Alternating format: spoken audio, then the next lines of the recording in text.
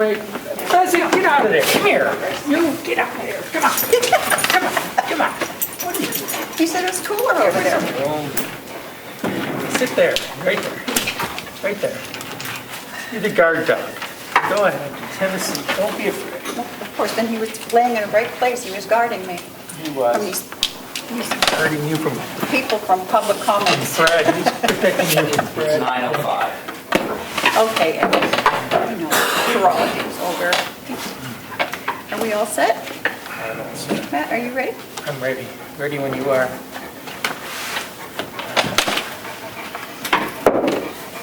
We're going to call the meeting of the Board of Commissioners to order for, it's Thursday, July 20th, 23, and it is 9:06. Please join me for the pledge of allegiance. I pledge I pledge allegiance to the flag of the United States of America, and to the republic for which it stands, one nation, under God, indivisible, with liberty and justice for all. Guy? He is a pretty guy. I want a big dog, but Frank doesn't want a big dog. I know where you can get one. I know. We have all Brazilian cherry floors, hardwood floors, and he doesn't want big dog feeds on them. What? You would have dogs in the house? Of course, Oh, they sleep with me. this guy lives outside.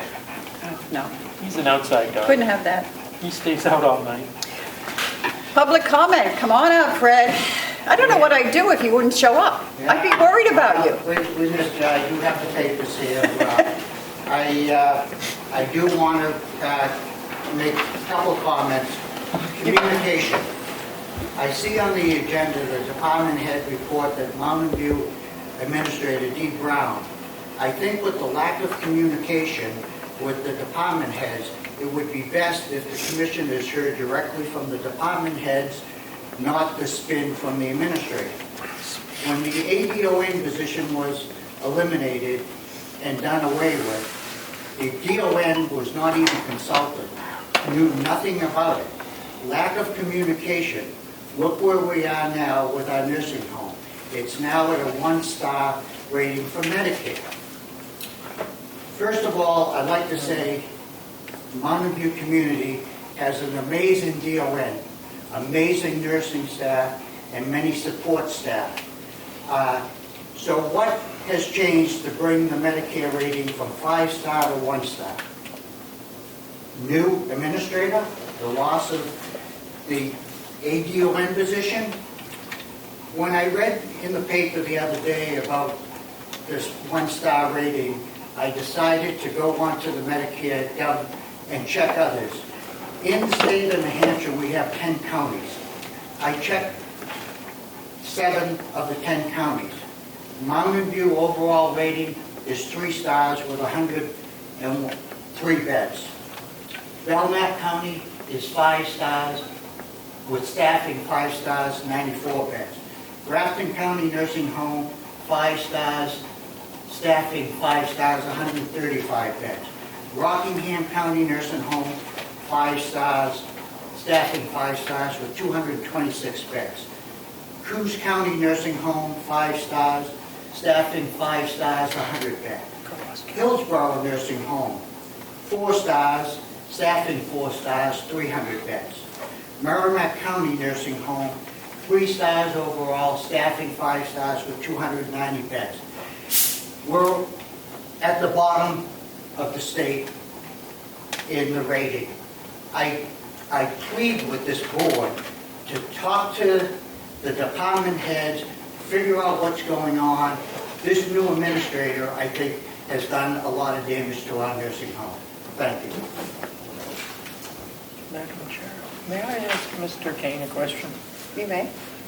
Mr. Kane, Yes. obviously you've reviewed the report. Could you explain to me, explain to the board why we got that rating? What happened? Was it our staffing that caused that rating?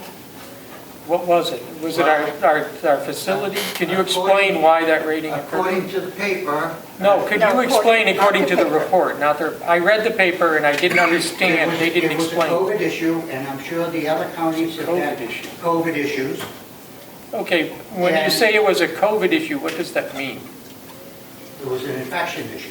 So we had infections running rampant in the nursing home, or what happened? I don't believe we had infections running rampant in the nursing. We had an infection. What happened? Had an infection. And, Okay. you know.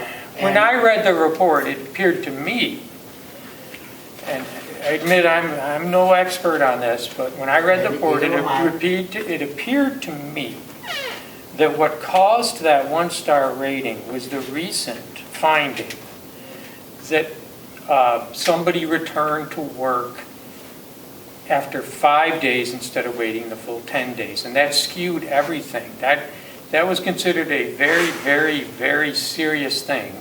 We got a $100,000 fine because of it. It was inadvertent. You heard the DON. I know you were here the day the DON explained that it was just a mistake that was made. But that skewed us, and we got a 1-star, but that was weighted, it appears that was weighted very heavily, and that's the cause of the 1-star rating. It was that one event. There were several other deficiencies noted last September. One of them was records weren't being kept properly. That went back 3 years to back when Howie was an administrator. That started 3 years earlier. One of them was the result of someone making a decision. I don't know whether it was the DON or the assistant DON making a decision not to report something, not to create a record of something. And so that one dinged us. Those weren't considered super serious. But the one where somebody came back to work after 5 days instead of waiting the 10 days back in April, that was considered super, super duper serious, even though it had changed, the rule had changed between 5 and 10 days, and that's what dinged us. I'm just reporting what I studied that report, and that's what I gleaned from what I read. I'm not trying to dismiss it. If it's super duper serious, then it's super duper serious, and we deserve the 1-star rating. What we've done is there's a policy in place that people will stay out the required time period, and the county will, foot the bill for having that issue. So there we go. We deserve more than a 1-star rating, absolutely. I agree. The place is awesome. There's a lot of But wonderful apparently, people and when you come back talented after 5 days instead of waiting the 10 days, you get a 1-star and rating.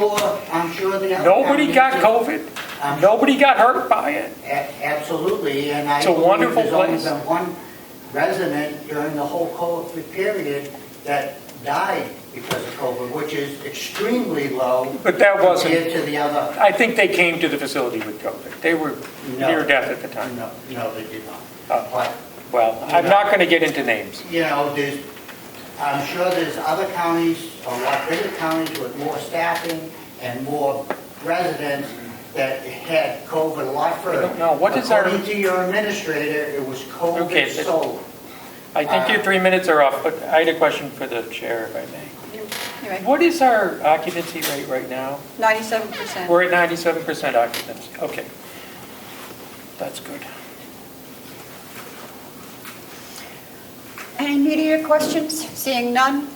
Oh, hold on. Damon's on there. Oh, Damon, I don't see you. Hey, so I guess Steve was talking about having a meeting at noon. I'm I'm open to that, but I kind of feel like, even just Commissioner Posh just now just kind of addressed the 1-star issue. I don't really have any specific questions. I didn't know what your intent for that meeting was. Also, we'll probably talk about it with Dee a little later today, right? Just at your department head review later in the meeting. So that might take care of it, Okay. my end. I think you should come, Damon. Okay. Then how's the bank doing with Chuck's paperwork? I don't think it's finished. It's not finished yet. Bonnie's just back today, so we haven't really spoken to her. Okay. And it just seems like, if it's the bank issue, it just seems like, seems like an awfully slow bank. But maybe it's just because Bonnie's been gone? Well, she's been out for 2 weeks, and also the people that we work with at the bank, I believe they're all leaving. There's like 3 of them at the bank. They're good people, though. I mean, they're leaving the bank, so that's caused a little bit of a problem also. Oh, okay. I'm sure they'll be It just seemed weird that he couldn't get somebody's paperwork in order, he was appointed in May. And here we are on, getting to the end of July. Madam Chair, that leads me to something else that I wanted to announce. Oh, okay, hold on, Damon. Are you finished, Damon? I'm done, thanks. Okay. Commissioner Fletch? I can't, man, I've wanted to leave for several months, resign as a commissioner. I'll be leaving at the end of August. That will be my official departure date. It's not because of the pressure from Fred Kane. It's not because of the pressure from Brody. It's because I need to do some other things in my life. So I feel, as I said several months ago, that we've accomplished a lot. Including now we have a new, you should make the announcement.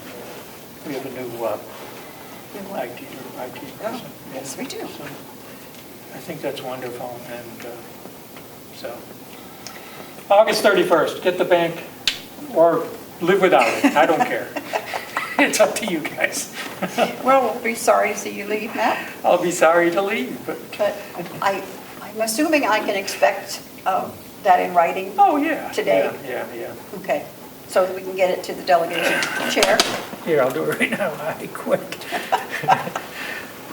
I believe that Melissa might have something for you anyway. I was going to have that for you if you needed help. Okay. Okay, so. I'll give that, make sure that gets to the delegation. I'll do a more formal one. Well, it's been fun, I have to say, Matt. It is fun, and I think Fezzik's going to miss coming to meetings, aren't you, buddy? Yeah. Well, you can come, you can drop him He can off. still come? I'll drop him off. Okay. We're going to take him over to the nursing home today, and I think Okay. he's going to get to meet all the residents. We're going to go to the approval of the minutes for July 6th. Oh, when was July? Was I here? No, you weren't here. Oh, Okay. Did you see anything? No, they look Okay. good to me. Okay. Would you care to? Yeah, I'll make a motion to accept the minutes of July 6th, meeting of July 6th, 2023. Okay. I will second. All those in favor, say aye. Aye. I'll abstain. Yes. Thank you. Madam Chair, Yes? can you move that giant, your Mike. water commissioner space? Thank you. Thank you. Oh, is that yours? Yeah, that's mine. It's just ice water. I have to drink it. I have to drink. Oh, you're going to give it to Fezzik? No, you can't have that. He will, though. I know. Lord. He will. Okay, and then we have the minutes for July 13th. I was not here, so I will have to abstain from that. So it's up to you two. Okay, I'll make a motion to accept the minutes of July 13th as written. Seconded. All those in favor, say aye. Aye. Aye.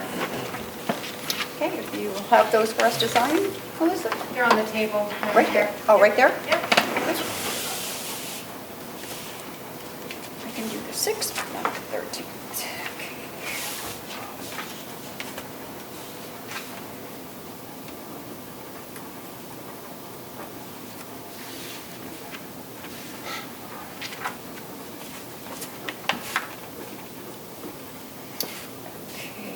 And you sign this one, Matt can't.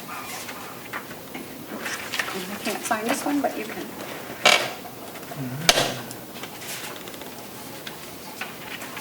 Okay, these will go back to, Okay. these will go back to Melissa.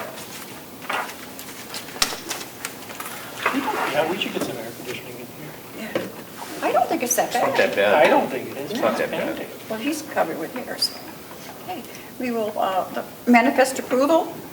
Accounts payable for July 19th was $880,292.61. And payroll for July 21st was $215,839.11. I'll move the manifest. Second. Is this both, okay? We're going to have a vote? Yep. All those in favor say aye. Aye. Aye. Hales location, I believe I only have one thing for Hales. I have a check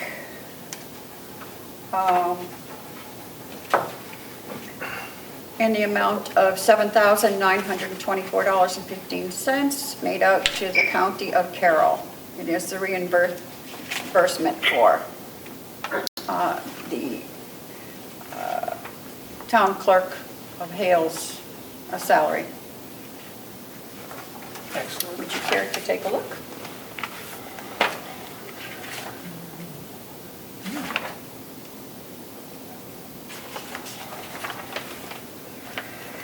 Okay, would you care to take a look? And then we'll just need a motion for the,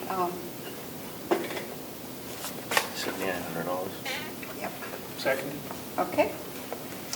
And also to allow the treasurer to sign the check. So moved. Okay, all those in favor, say aye. Aye. Aye.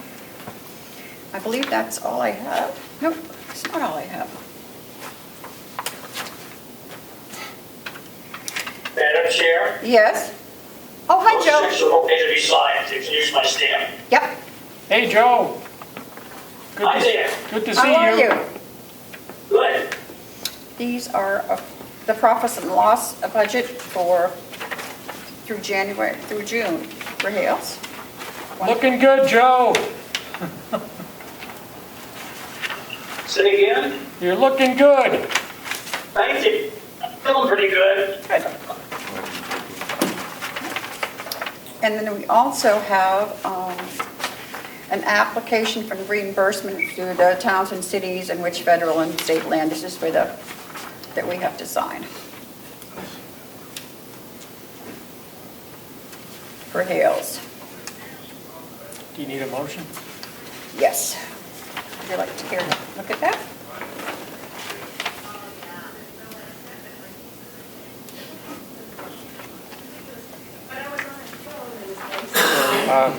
I'll make a motion to authorize and Good morning.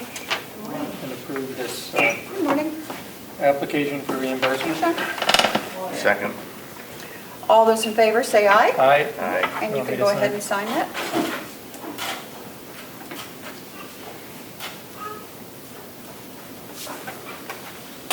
Hey, Their support.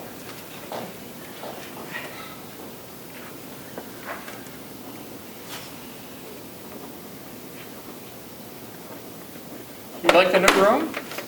Very nice.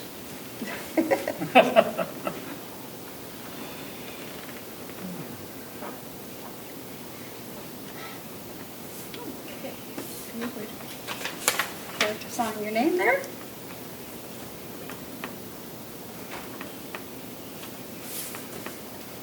Okay, I'll go back to Hales. Okay, I guess, Sean, you're up next. Look at that. Perfect timing.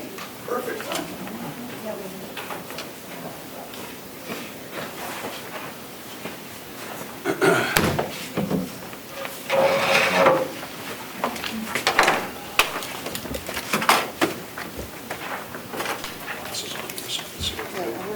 Did you get that request? That I called Oh, you? yes, that, we're all set. We've got that worked out. I actually spoke directly with the mother. I sat with her in the lobby for a little bit, we chatted, and took care of everything. So we're good to go. Good, That'll be taken care of, thank you. no problem. Do we have, So here's the there's schedule. a couple more of those, yeah, just 3 of them. Okay. 1, 2, there's one more. And then, of course, we get our We have a trust. few slides just to follow along, just give you an update where we're at. And that's the trust brochure, which some of you might already have, but Do we have anybody in there right now? Oh, yes. we do. Yep, and they're graduating, will let us know when they graduate, right? We can, yes, absolutely. I went to one. Yeah. I thought it was very, I saved no. a seat over here for you. Kevin. I can no, redo was our it- orders, but it'd be nice. That was high school graduation. that was high So we're- the trust one is at the courthouse. That's not a bad thing. Well, we did want to, we applied classroom 3. When is the next one? Well, I don't know yet, but when we have a date set up, I will definitely keep you posted. Do you all have your notes, right? Yep. Okay. Okay, the floor is yours. Thank you for seeing us this morning. This morning we come to you with giving you a status update. We came to you roughly 2 years ago now, regards to our programming with our mental health grant, where we're going, where we're moving forward.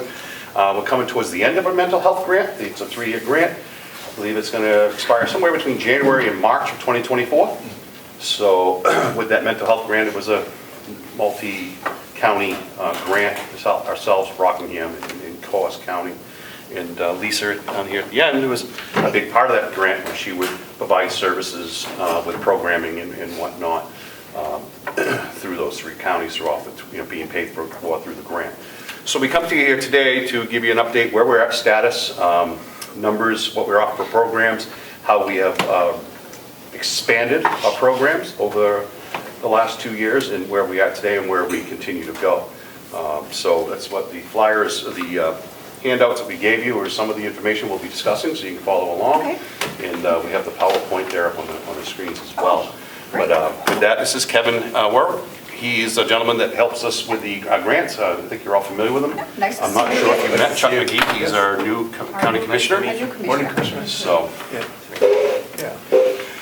Well, morning, folks. We're excited just to report back on where things have been. We've been doing grants for about 7 years now in the county, funding this particular grant. So we've really, we've been able to spend quite a bit of time funding it through the federal government. So it's been a good model here. We're going to go through a little bit on recidivism, and then Karen's going to talk about what she does with her job, and Lisa's going to talk about hers, and we'll do a little bit of a wrap up with that. So we can move to the next slide. There we go, There it good. is. A little So delay there, sorry. that's all right. the thing we've learned about people who come into local jails, and in New Hampshire, because the incarceration rates are so low, all of the people that come through here, the vast majority are high-risk people, and the people who go through the trust program are what we call high-risk people. So the most important thing to know here is that you really need a lot of dosage for programming, and the trust program provides all that dosage, and Lisa will talk about that in more detail in a minute, but it's really important to look at that. So that's been an important part of this model really since the beginning. We can go ahead and move one more. When you say dosage, what do you? Programming. So Lisa will talk about all the individual programs, but programming that are put together. And all the programming that we do is cognitive based, so it's decision-making, process-based that goes through that. So everything that Lisa and Karen do is evidence-based, that it's based on research and that works in other communities. And the staff are all trained in all those curriculums. So the county has followed that model since the beginning, and they've done a really good job. And Karen and Lisa are really fantastic at what they do. So when we look at the program, it's a triage matrix. So when we look at the people going in the trust program, there's a screening process, and Karen will talk to you about the details of that. There's programming that goes on in the facility, it's intensive programming, and there's transitional programming as people move back out into the community. So a person going through the program will spend an intensive period of time here in the facility, and then they'll go back out into the community and be supported as they get out as well.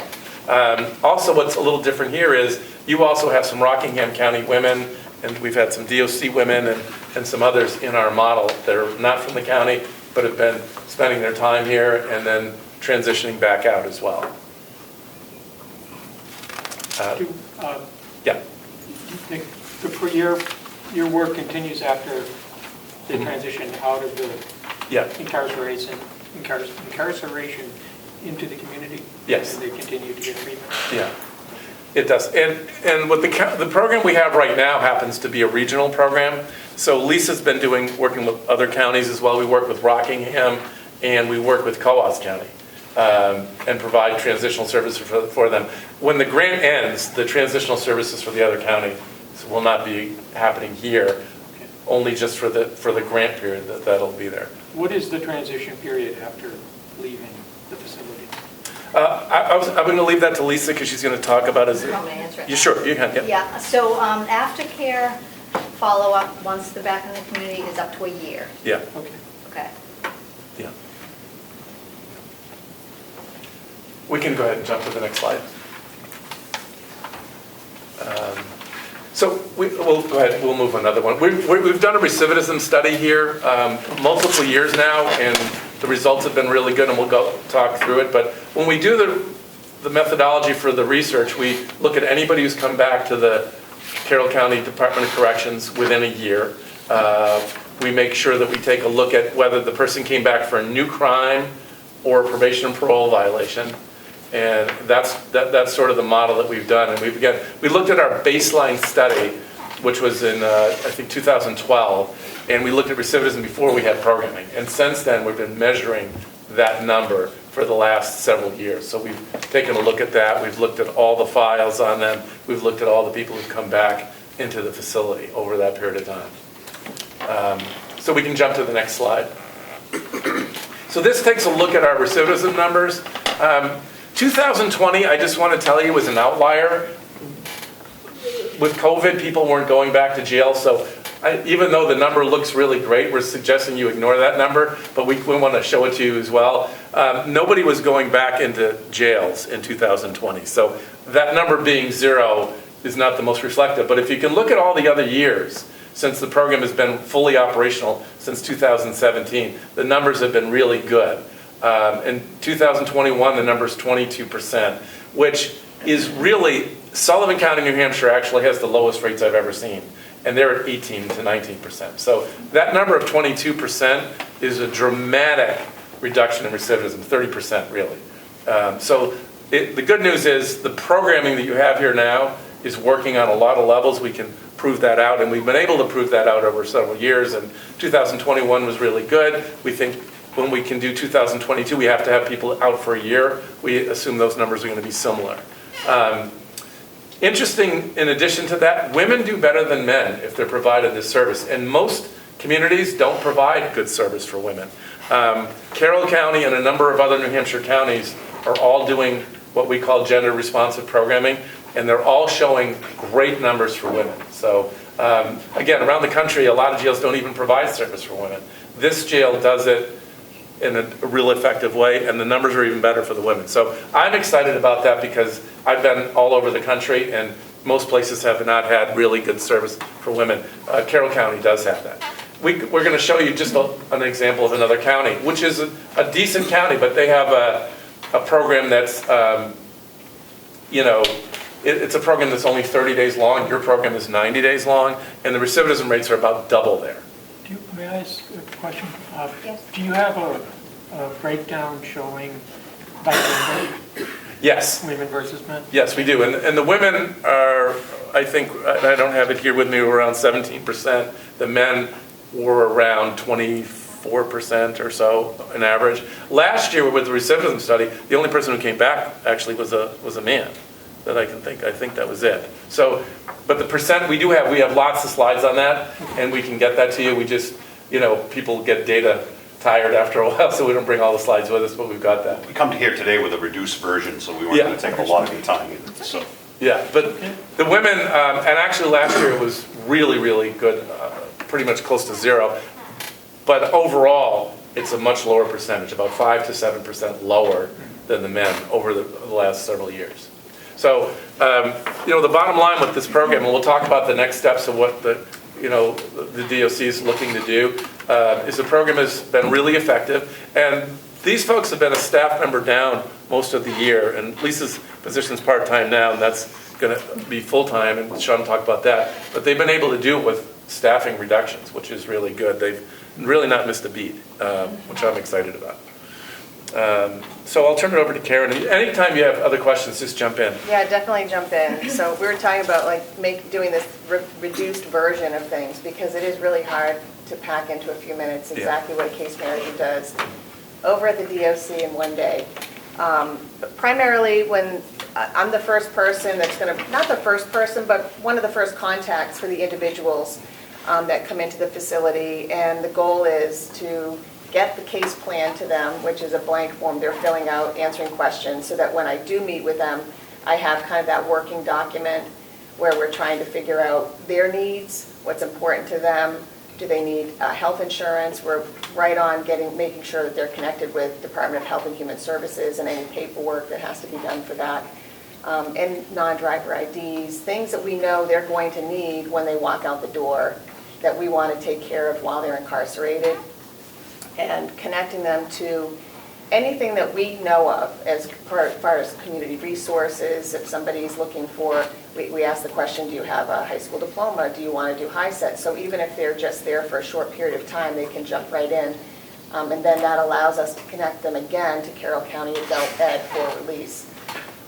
If they're looking for treatment programs, voluntary treatment programs, we're looking to connect them to, if they're in Carroll County, White Horse Recovery, set up appointments, do whatever paperwork has to get done, so that we're connecting them again before they walk out the door, and then they get that case plan at the end with everything typed up, so they've got something on one piece of paper of their appointments, their medical insurance, their community resources. What about residential? Well, we do a lot. I mean, that's a big part of my job right now. It comes in waves where we have, individuals that are allowed to be released based on their court order, PR to treatment. And so we do the coordination. I set up the screening calls. They're typically done in my office. Then we figure out, based on their court order, matching up that plan of what type of program they can be allowed to go to. And then coordinating the transportation. We have one place, which is White Horse, we utilize. They're kind of on my speed dial, because we do communicate with them on a regular basis. Since we don't offer transportation to programs, we have one other program in the area that does transportation for their personal program. Which one is Which that? is True Healing. So they own New Hampshire Detox up north in Bethlehem. And then, but White Horse will drive to any place that we've set up. And they have volunteer drivers that do that, and the coordination is really, good between us.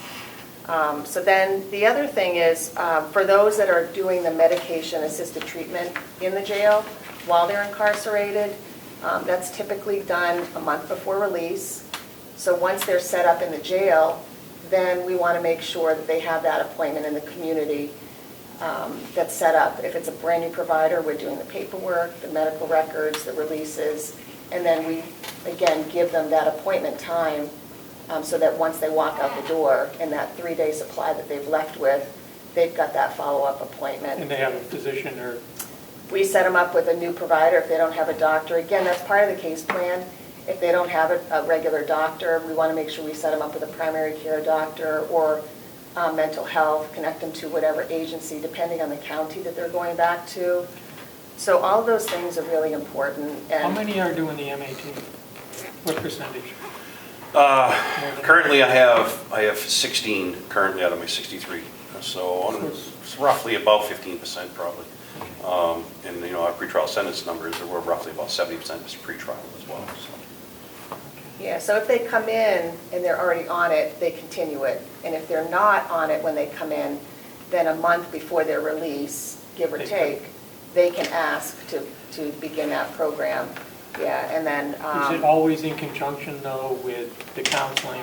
It's true MAT, or is it more MOUD? Oh, no, Well, it is, I think that's the new term, right, the MOUD, Yeah. but it's really that behavioral health piece along with the medication treatment. It's twofold. That ideally, what we're trying to do here is Right. with the whole thing on MAT is changing that criminal mindset, so we cut down on the recidivism, repeat offenders and all that, and victimizing wherever. So you try to set them up to succeed. You get them all, you give them that success plan set up. You get them A through Z, get them set up to go, housing wherever it might be, and then we continue forward. At the end of the day. So it's more of a wraparound.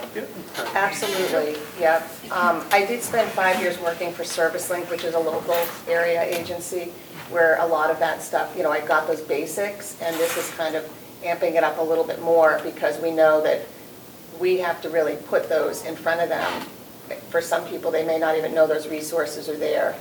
But we're definitely working individually for their transition into the community, no matter how short or long their stay is with us.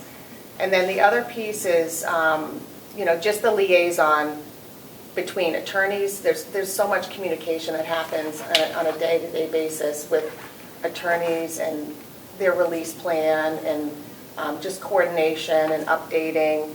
DCYF, we're always trying to connect the individuals to things that maybe they're not thinking about until they're incarcerated, like their child support. We can connect them to child support services. We have a really good relationship with Health and Human Services, and they are there when we need them, just to set up an individual phone call to go over that information and make changes to their child support.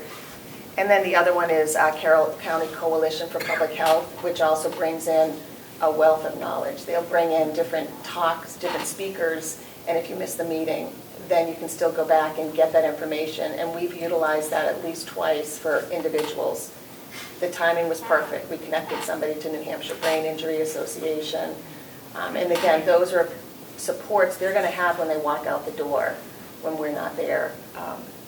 So I think that pretty much sums it up. There's a lot more, but if I move on quickly to the group facilitation, that is where we do, or I do, some of the classes, and Lisa does some of the classes, and so does Mary.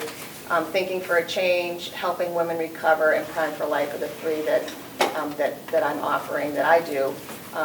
Time and having the availability of a person and the time fluctuates that. And the only class right now I had to move out was Prime for Life, just for not having the time or the person to be able to do that. But again, that they get the class time with me, which also allows us to do that transition planning, because we have them for 3 months.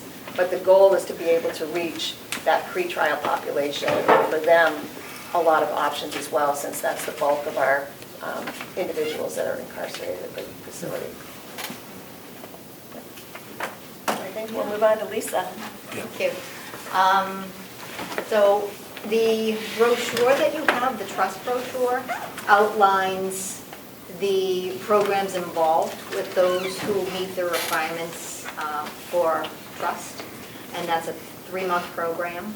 And then on the schedule that you have, that incorporates who's teaching what for the trust program, and also the pretrial folks. We've been gathering community resources, and Smart Recovery comes into the jail now to offer everybody a connection, and that can be followed up outside once they're back in the community.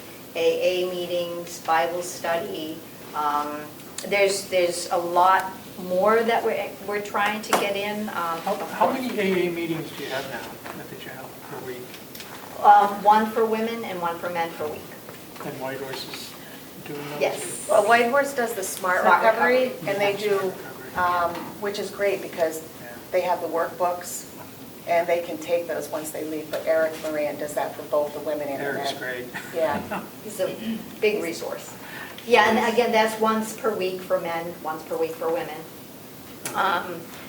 And then expanding on the pretrial population, because that's pretty large. We're doing a mindfulness group that is applicable to everybody.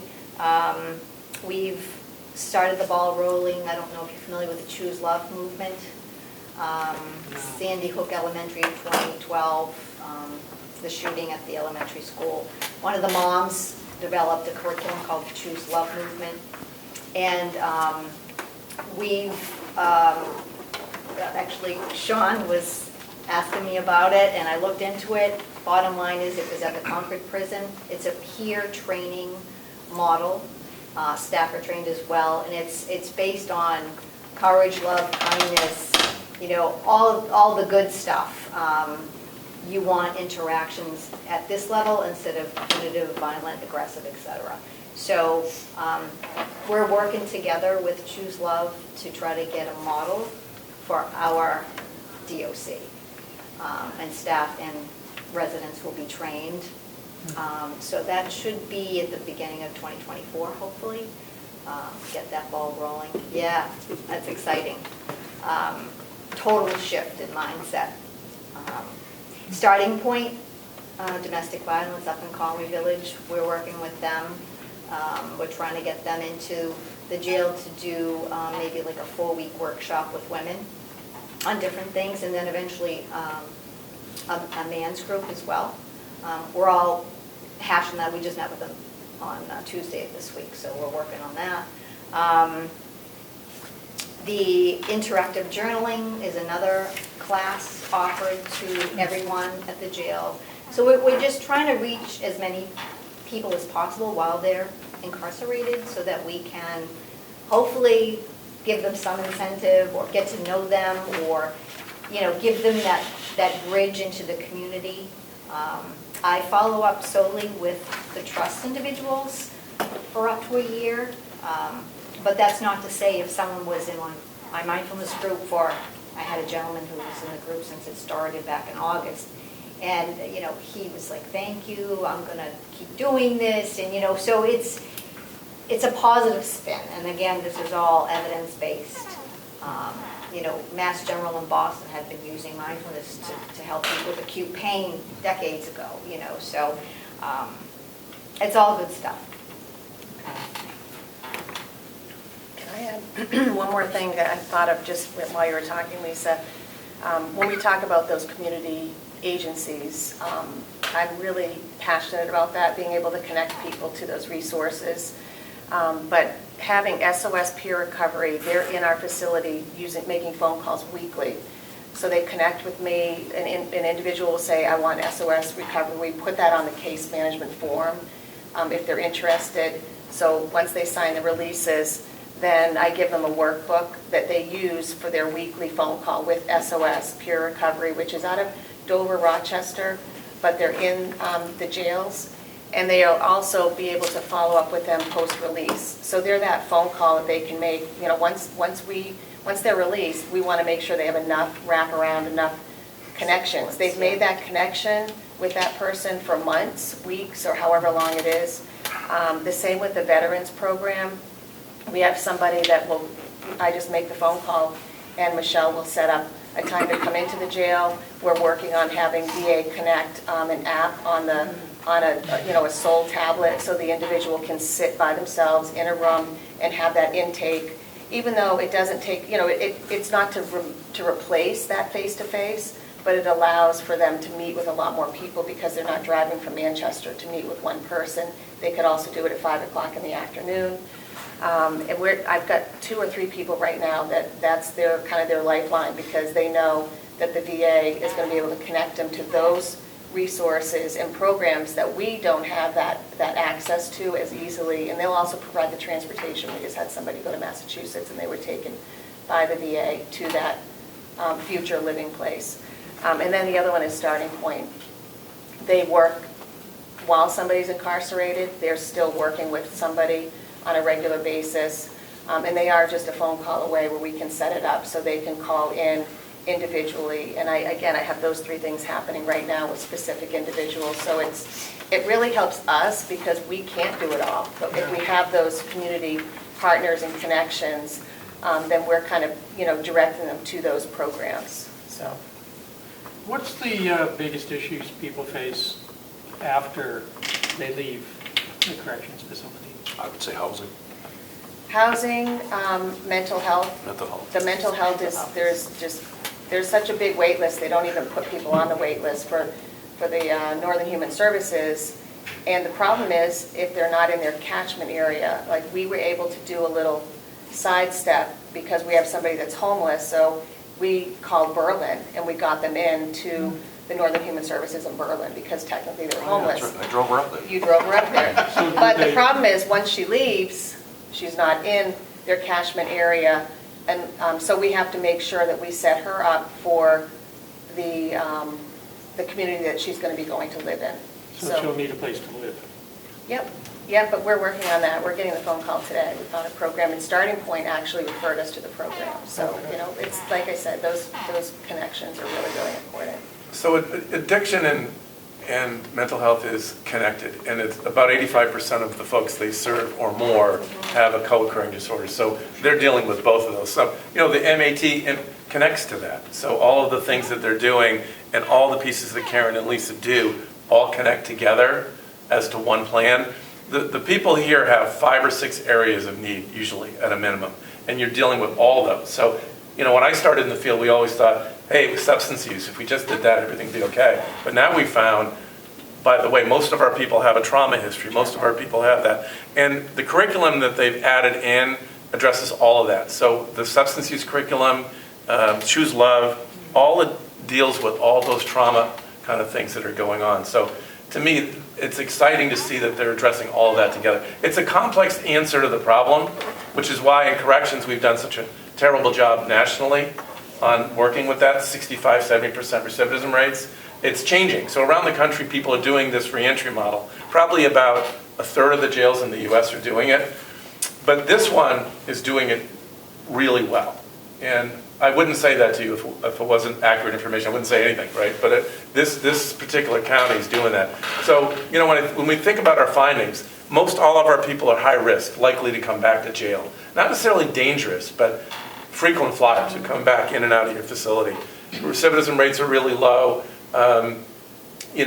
The type of programming that's been developed has been developed with thought by the staff who do it. And there's one thing about having the programming, it's the other thing about having the staff who can do it right. And so the 3 staff we're talking about here is 2 of them are here, Karen and Lisa. And Mary is going to be primarily focused on mental health almost exclusively moving forward, and all the programming and case management needs are going to be taken care of by, Karen and Lisa as we, look at that moving forward with the model. So, and the other thing is, although we're not going to continue with Coos County, we've been able to, get them to start doing programming, and they hadn't really had that before. So they learn. Lisa spent some time up there, talking to them. I've talked to them. I've trained them on a lot of stuff. And Rockingham is moving from a 28-day to a 90-day model.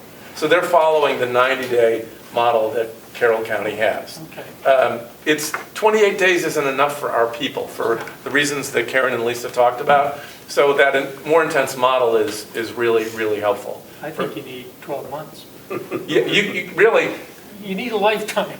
You do, but this model is 12 months or 15 months by the time you finish. Yeah. The So aftercare, in some, years. yeah, and The interesting thing is because I'm doing aftercare with Co-op, Rockingham, and Carroll,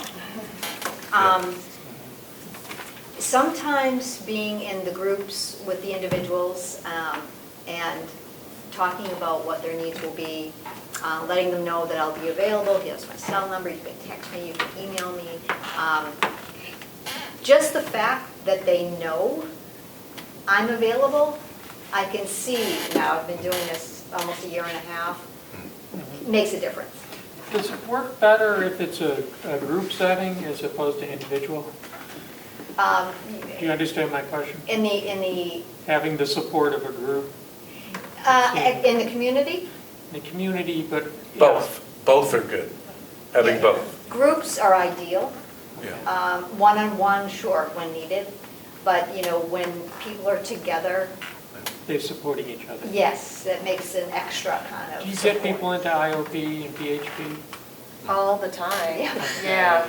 Is there enough programs? I feel like that's I would say most of my job, it's impacted by this substance use. And yes, So and what the problem is the insurance. I mean, it's kind of, the trend is going from residential, where you can't get them, the courts will order like an inpatient program, but the insurance isn't going to cover that type of programming. However, they do the PHP, which is that partial hospitalization, where they're housed in one area and they're taken to the program every day. And so it's transitioning more into that and letting people see you're going to get just as much, if not more, programming, because these places are staffed and they're getting them to that programming daily. And it's almost more like, okay, here you are, here's where you live, and now you're doing your daily studies or your schooling. And how do they pay for the residents? That's paid for through their Medicaid, the PHP. No, the residential. How do they get The there? living facility, who pays for that? It's all covered by If it's a residential program, that's covered by their Medicaid. Right. Unless, But there's a gap in the residential. there is, there's still quite a few. We don't seem to have too much of a problem. The hardest part is the language from the court of what they're allowed to do, and sometimes they have to go back and resubmit new bail conditions and show that this program is a pretty vast, robust program, but it's not inpatient, because there's really not a lot of that. It's hard to get inpatient. And I know in New Hampshire, the restrictions for inpatient are intense. Right. And it's expensive to provide. Right. Because of the living facility requirements that are in place. Right, yeah. So New Hampshire Detox, which is the one up in Bethlehem, they'll screen. What they do is they'll do the screening call, and they'll decide what is the best service for that person. And they will kind of go to bat and try to get the insurance company to cover that New Hampshire Detox program, which is that 3.7 level of care versus a lower level of care. But if it's a lower level, then they'll go to that PHP program that's down in another area. So I think that's part of it, is that we're educating a little bit not to say educating an attorney, but to let them know, here's what we see on our end when we're trying to get them into these programs to match that court order. And so they're maybe doing it a little bit more to an appropriate substance use disorder program, because then we're letting the clinicians at the program that do the screenings decide really the best fit for that individual. Okay. What are we talking about today? Do we have to make a decision today? No. This is just an update. Okay. Yeah, just an update where we're at, the status of the mental health grant, where we're going, when's that going to end. It's pretty much what this is, informational, and just a little bit of a success story of where how things are working. From here, of course, like I said, the grant's going to be ending somewhere between January and March of 2024. Can we renew it? Excuse me? Can we No. And no. We've already done that. Yeah. What are we going to do then? Oh, we're going to continue moving forward with what we're doing in-house. And for instance, Lisa, we're going to be bringing Lisa aboard full-time. Basically, Jim's position's been vacant now for 2 years, a little over 2 years. Lisa basically will become Jim's position. We'll be filling that position. She'll be the program coordinator, and Karen will be maintained as a case manager. So the two of them are working so well together now, and we expanded our programs. It's just we're going to continue moving forward. So she'll be coming aboard full-time with us November, December timeframe. And we'll continue moving forward and building a brighter future, hopefully for everyone across the board.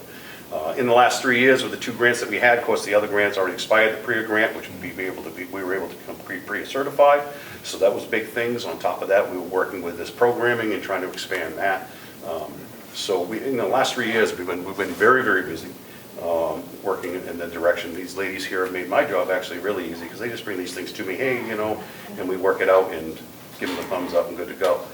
So my hat's off to both ladies. They have absolutely. They have gone above and beyond, and particularly, and I have to say, Karen. I know Karen at first was just by herself, and before we brought Lisa in, and Karen really, when Jim left, took the bull by the horn and really ran with things. We didn't allow it just to become stagnant. We continue to build off this. So. Well, thank you for what you're doing. This is substance use and mental health, and they're really the same problem. Mm-hmm. This is the biggest problem we have. Mm-hmm. We have a problem with residences in Carroll County. Mm-hmm. But this is still the biggest problem. It has been since 2014 or before. Mm-hmm. And it's continuing, and there aren't enough people addressing it.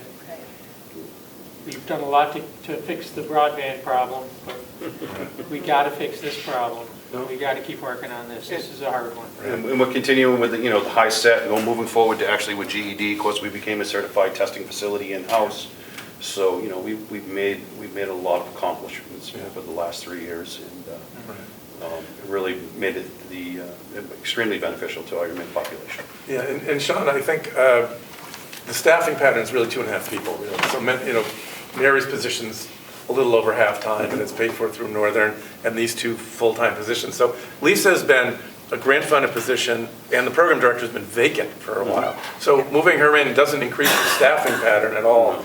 And it's the staff you need for the program, but it's not certainly any less staff than that, the program won't function. So if you were to lose a position, you can't do this. And I've been a lot of places, and New Hampshire tends to be, pretty reasonable in terms of staffing and not excessive in any way. And this is the same kind of a model. So I think, one, we've got really great staff here who've done a wonderful job and a great facility that's done great work.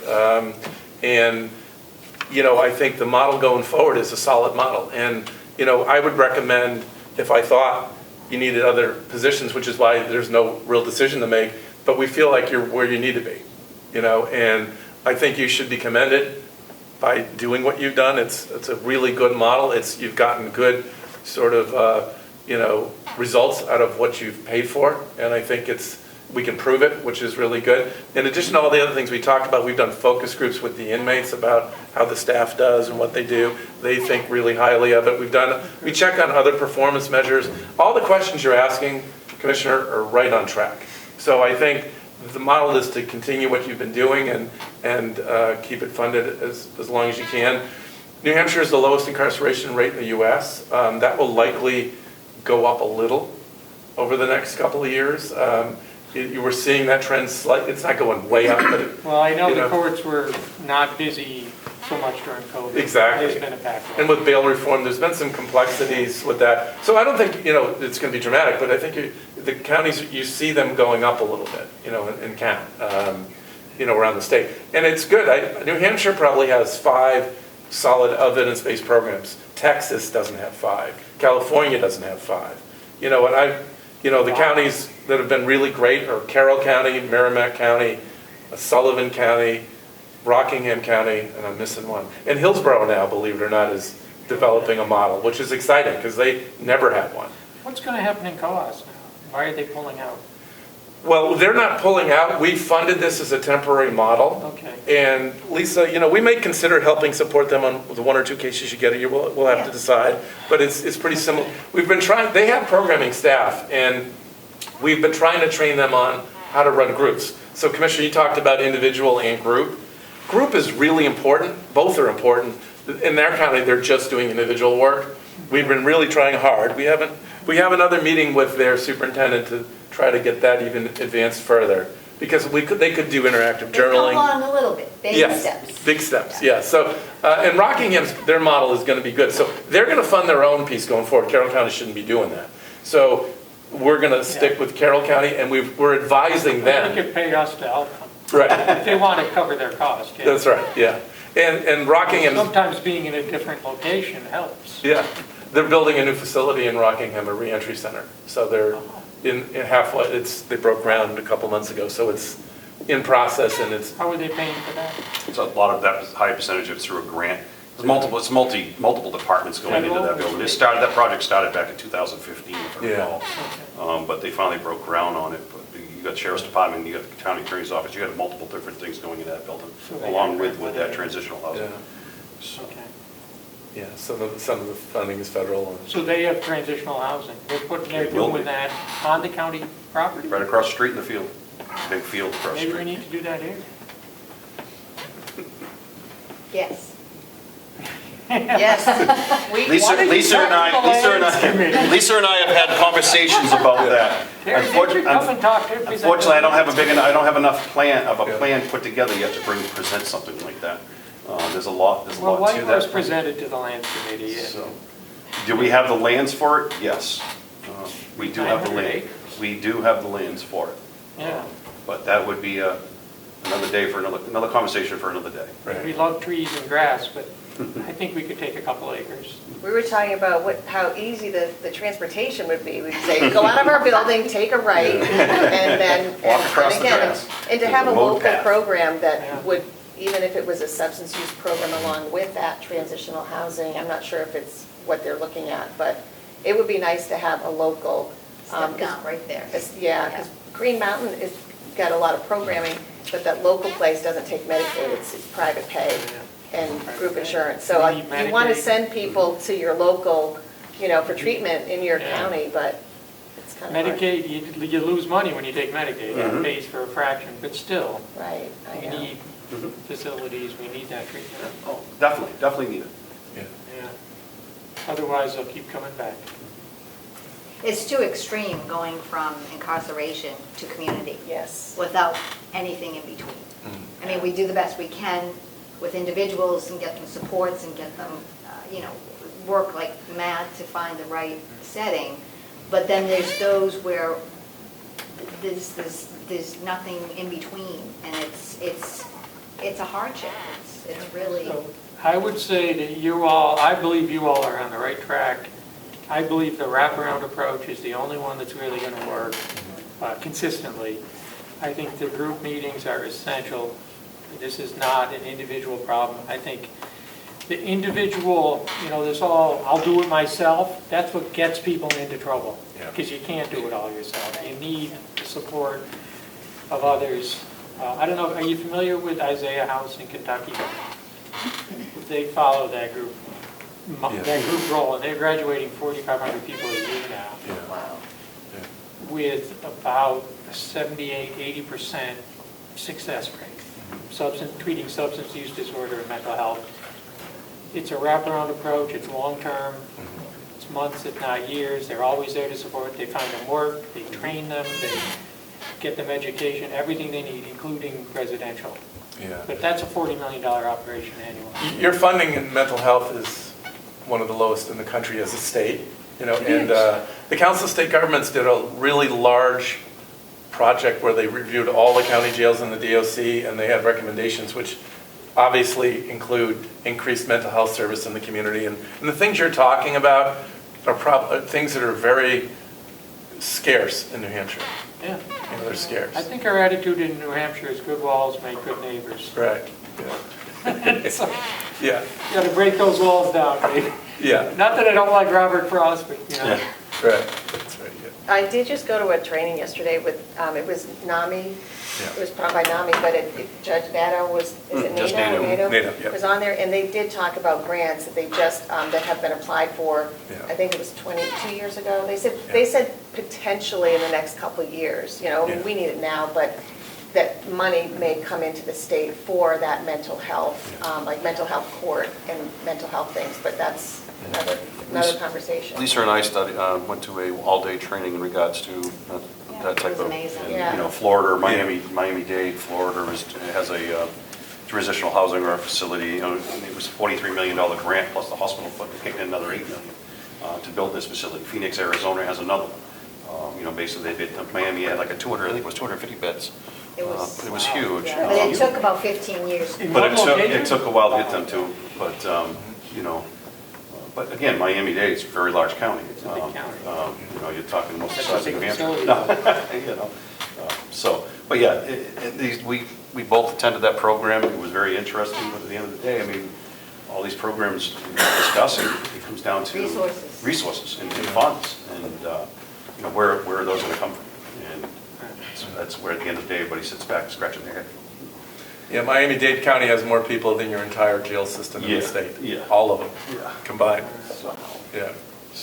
So, and they incarcerate everybody in Florida. So it's a high incarceration state. Wow. Yeah. Well, what they turned around was, identifying a mental health issue versus criminal issues, and then they weeded them out instead of locking people up. Yeah. And that took a while to establish, but they did it. And so now There's a lot of the jail is PDs. not the psychiatric facility. Yeah, or the hospitals. Right. A lot of the PDs now, Dover PD, for instance, was there, and they, they have an actual response team now, and they're trained on how to identify when somebody's having a mental breakdown. It's not that they're criminal, it's a criminal thing, they just have triggered a mental breakdown in their mental anguish, and that's what's making them to misbehave or whatever, and they're able to Or use drugs. provide them. Right. Provide them whatever the call is, because this individual's doing something wrong, and they get there and they can identify this, they can handle the situation differently. Yeah. But again, there's some training out there that's free, that these actually, the gentleman I spoke to from the state police was supposed to be getting me some of the information, would even provide us for it so we could attend it. So. I mean, the state of New York has done a lot of trauma training for everybody. we're talking about trauma training for the staff here, and to understand how you can trigger somebody when they're in the living environment like that and do that. So that's the sort of the newer way is to train police officers in the community and correctional officers in the jails to be more responsive. They don't need to be counselors. They just need to know No, the but they basics. should be recovery. They'd be able to identify if this individual, Yeah. if it's a behavioral issue or is a mental health breakdown. And that's really the two different things. And how to talk to them. And how to, communicate. Communication's everything, just your body, I mean, the way you stand or the way you present yourself can, somebody to elevate or de-escalate a situation. Is there anything that you need from us? Not at this time. Okay. Thank you, though, for continuing Great support within the discussion. budgets. We thought, again, hopefully this was very informational for you. This is our way to kind of bring back to you, hey, what we budget for every year for these positions, this is the results of it, and the importance of why we need to maintain it within the budget. So. And we can send you a larger version of the slides. Please do. But a lot of times people want to hear them all, so. Do you have cards, or, I know Sean has your information. Yeah, I have, Yeah. we have, if you want, I can give you, if you want me to send in your email contact information, I can do that. All right, I can do that when I return. Have you at all talked with the opioid abatement commission and what they're doing? Because there is a lot of money there that's coming in. Yeah, we already put in for the I know, last but that round was and all for that. the reimbursement. Yep. But this is the kind of programs that need to be funded. Yeah. So, Yeah, no, they're well aware of where all that is. Okay, I'll stop. Thank you for your time. We appreciate all that time. Sorry to take so much of your time. Thank you. Yes, This is something that needs to be, so I apologize. Nice to meet you. Nice to have a face-to-face. Thank you for coming in. Thanks. Thanks. See you, Commissioner. I know. Good to see you This is again, my sir. last year as someone with grandkids. I think they're ready to be, moving on from ours. Hopefully you'll be only a phone call. Yep, absolutely, always. Yeah. This is Melissa. Yeah, we got. Yeah, that's right. Let's go. Thanks for doing all that. So we're getting there. Just trying to plug along. Thank you, Commissioner. Yep, see you.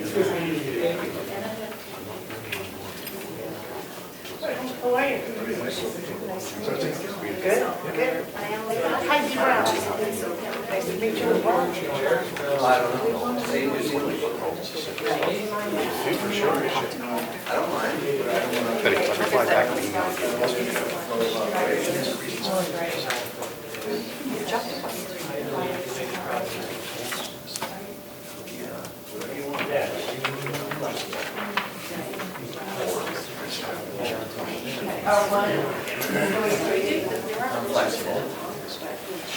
Won't hold anybody up, you know.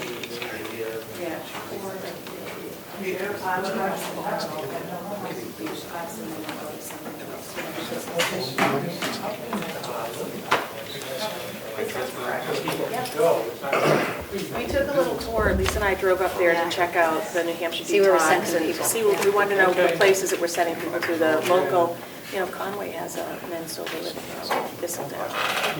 And that's where one of our housekeepers there. And so that's, and they just got New Hampshire Liquor certified. You want to go? You used to go? Yes, That yes, has become a very friendly community. yes. Exactly, yeah. Right, yeah, and for people who want to get that awareness out, like, it's all about community, because they're coming back into our community, whether it's ours or Rockingham's or whoever's. But- It's always the community thing, not somebody online. Oh, right, yeah. There's plenty of land. You know what I'm That would be So that's my role. When you see these other facilities that have like new tribes. They're done. They're as good as you get. Thanks for all your work. Yeah, oh my gosh. Thank you. Yes, tomorrow's trying. Friday. Yep, 2:30. You good? Yes. 2:30. Okay. We have a Zoom. Sean, They're looking at the issue of 2:30 tomorrow, Lance Committee. Okay. Leaving some land. That's right. Great. So we take it as we can. Please, and thank you.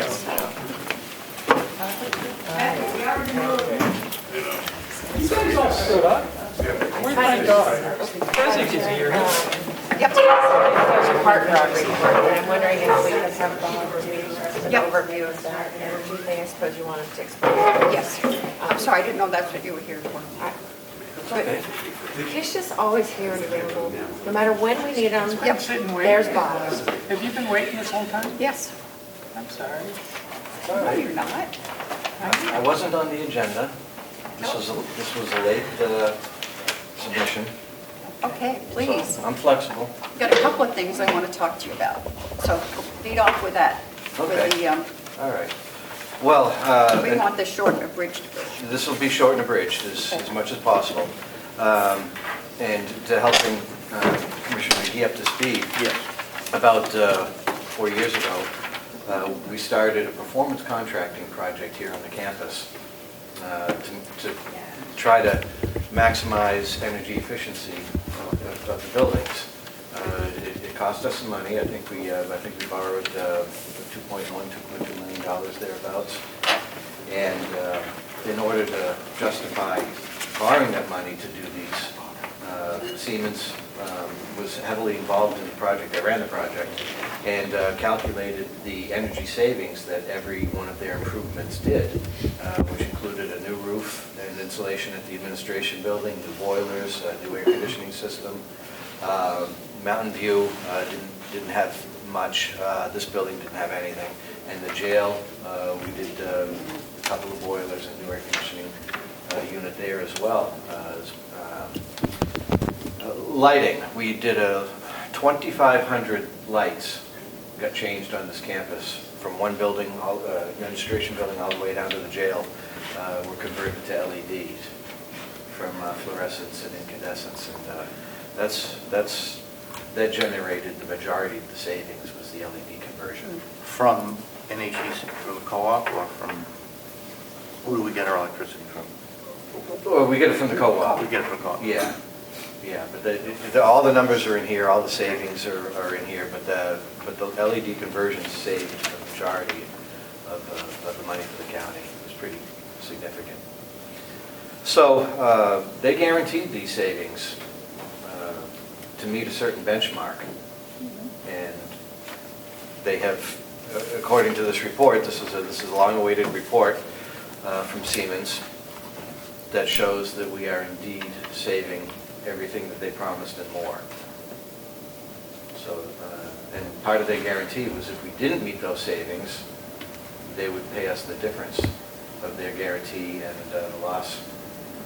So, Does this mean they won't be paying us? this means they will not be paying us. It means that I they're. guess that's good. It is good because the projections have been exceeded. Yeah. So we originally spent $2 million to do this. Yeah. And what was the payback period? According to the charts in here, 17 years. And what year are we in? Well, this is the first year of the report. The project was started in 2019, and it was finished a year and a half ago. COVID, we took quite a hit with COVID because COVID happened right in the middle of this project, so it caused some significant delays. But it was officially signed off as being completed last February. There's a lot of detail in this report. Yeah, well, we're paying for that detail. We've contracted with Siemens to give us a report like that for 3 years, and that being the first of the 3 years. That just gives us an idea of whether we're on track with their projected savings. Will the LED continue to be the majority of the savings? Yeah. The new boilers and air conditioning systems and the new roof and all that. Every measure that they put in here that they did in the project had an energy component to it, an energy savings component. So everything that we've done will be saving us energy from the time that they put it in forward. So once the money that we borrowed has been paid off, it's all money in the bank for us. And we're saving. I'm not going to waste everybody's time here because I just got this basically, but. Yep. So how do things like propane price fluctuation fit into this type of thing? How do they measure that? They savings? they have no control over the cost of energy. I understand that. Electricity costs, propane costs, so they're basically counting BTUs, Okay. kilowatt hours. And it's those numbers that they're guaranteeing to save. Okay. If our electricity and propane price were to double, Yeah. No, they can't control that, obviously. yeah, I'm just trying to figure out how they measure yeah, well, savings. they, They count BTUs. they count BTUs and they have, and they watch our electric bill. Kilowatt They have a team that does measurement and verification, they call it, measurement and verification process. They get scientific. They can They measure measure meters. consumption though, not cost. Yes, exactly. They get pretty scientific. When I did, I see calculus equations in here, so yeah, they've got some interesting. far above my math. Far above my. Far above it. After the project was substantially completed, but not yet completed enough to start the measurement verification process, the delegation had asked me to do a rough calculation and write a report. So I just extrapolated from energy bills and came up with a similar figure. So, but now that the report is official, this just came in a few weeks ago. We'll be getting one next year about the same time, and the following year, and then we'll be done with this process. Melissa, did you send us a copy of this to the delegation chair? I have not yet. Okay. I will do that today if you're all set with it. We doing so? I think so. I don't I think think. they should see it. Oh, absolutely. Yep. Okay. I know he's been anxious to see this. Yep. Sure thing. Yep. Madam Chair, I have one comment about this room. This is really pleasant in here. This isn't hot, and there's no air conditioning in here. I opened the doors when I got in this morning. Okay. Yep. And turned on a ventilation fan down the other end of the building, so I've created a natural draft. Yeah. Well, whatever very you're comfortable. doing, So- it's working. And it was a nice cool morning. I think the Yeah, fans so it was help. 60 degrees, so 62. Yeah. That's Wonderful helpful. morning. Yeah. Felt good. Very helpful. Okay, so that's that. Have you seen this drainage easement agreement? No, Melissa mentioned it to me yesterday, and that's out of my wheelhouse. Okay, so it would just be Will? Yeah. Okay. He's going to come up later anyway. We're going to go look at the roads. Yep. Or do you care to join us for that, or is that just? If I'm being invited, I'll come along. Okay, of course. It is out of my wheelhouse, but I'm happy to learn. Okay. We'll let you know. Okay. As soon as we can get done with everything else, we'll take a walk. Okay. Anything else for us, Paul? No. Did you have anything else for Bob? Because while he's here, do you mind if we just talk quickly about the annex? The plan for cleaning stuff out of the annex? Oh, Is that okay? So it's okay with me. So we, just on the little report that I sent you, we would be looking for the commissioners to approve ordering a dumpster for this building. Bob and we've been talking and identifying some things that can be disposed of immediately, just to try to clear out some of the rooms in advance of the architect coming and seeing, getting the project final for you, how much design. is a dumpster? But We're it- looking at a huge. You know better. Contract dumpster? Well, by the time they deliver it and we hold it, and it's going to be a few weeks, and fill it up with the tipping fees, it could be somewhere around $800-900. Okay, That's about right. yeah. Who's going through everything, deciding what to get rid of? Me. Bob indicated there's a lot of durable equipment that we can dispose of. Yeah. that, A lot of CPE that's expired. Well, I want to have the conversation with the nursing staff at the nursing home about the PPE first. Even though some of it's expired, it may, I don't know, it may or may not be good to keep around in the event of something happens again. It'd be nice to have it on hand. They were telling us, the state was telling us, well, you probably heard in the news too, that expired PPEs were fine to use Right. during the pandemic because it was so hard to get. that's not my decision. I'll leave that decision to the nursing department. How much do we have? Enough for the next 100 years? Just about. We have, I don't have the count, Seth's got the count, but we've got a significant, I'll call it significant. But It if we was just- free, though, we didn't pay for it. Right. If we do decide to, whatever we're keeping for the PPE, if we are allowed to dispose of the, 40-year-old records that we're not required to keep anymore and all the durable equipment, that will make room for the PPE. Yeah. So that the whole front of this building isn't packed with that, so you can actually see the building when you walk through the front. So there's medical records, or? Well, No. well, there are medical records, but we dispose of those on the direction of the HIM department at the nursing home. So That's what not, those aren't records the are- records. We're talking about finance records that we have locked up here. From the 80s, 90s. Oh, God. They're old. Some of them are very old. And we do have two separate things going here. So we would have a regular dumpster here to dispose of stuff. We still also have the shred container at the admin building. So someone would be finance staff would be going through and determining if it is sensitive information, it goes in the shred container. If it's just, copies of agendas, minutes, and so forth, it would go in the dumpster. I'm not going to make any decisions. Same process that we finance use over stuff. at the vault, the storage room at the admin building when we were cleaning that out. That's a smaller Money to do it. amount. That was a Money lot to more do than the this. dumpster. That was Well, it's more gonna than come out that. of Yes, it was. Okay. Need a motion. Okay. On this drainage easement, what are we doing? Wait a minute, we're Hang on, not hang on. finished yet. Sorry. I'll make a motion, we agree to buy get the dumpster for, we need it for Cleaning up. cleaning up. For the annex. For the annex. Yeah, Clean up thank the you, annex. thank you. Removal of surplus. Removal of surplus, junk et cetera, et in the cetera. annex in preparation for the Clutter. Siemens project. But you have to include that statement because it follows the Yep. Siemens project. Is the money, do we have the money in the budget?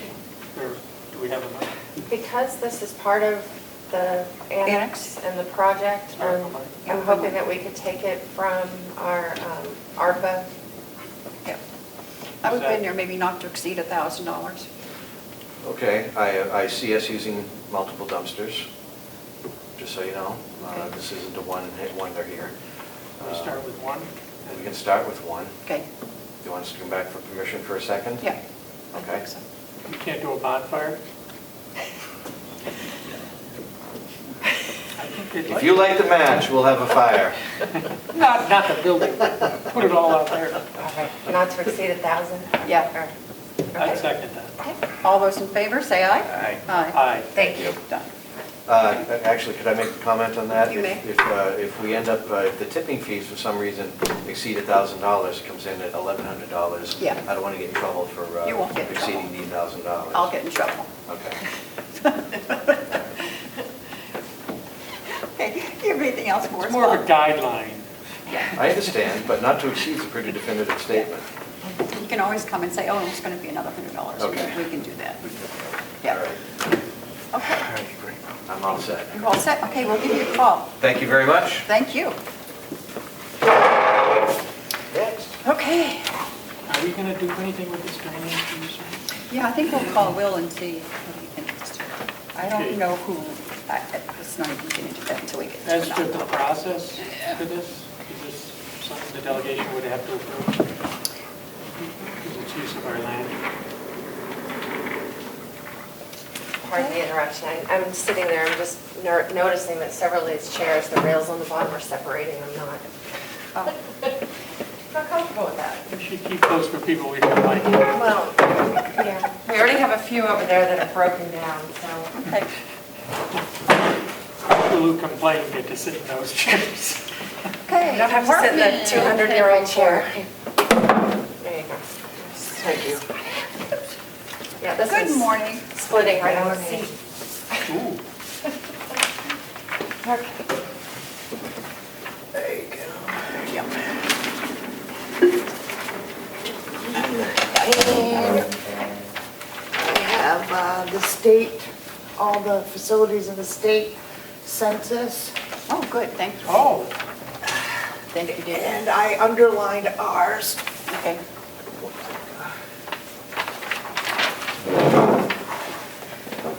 So I figured I could start with the census. Okay.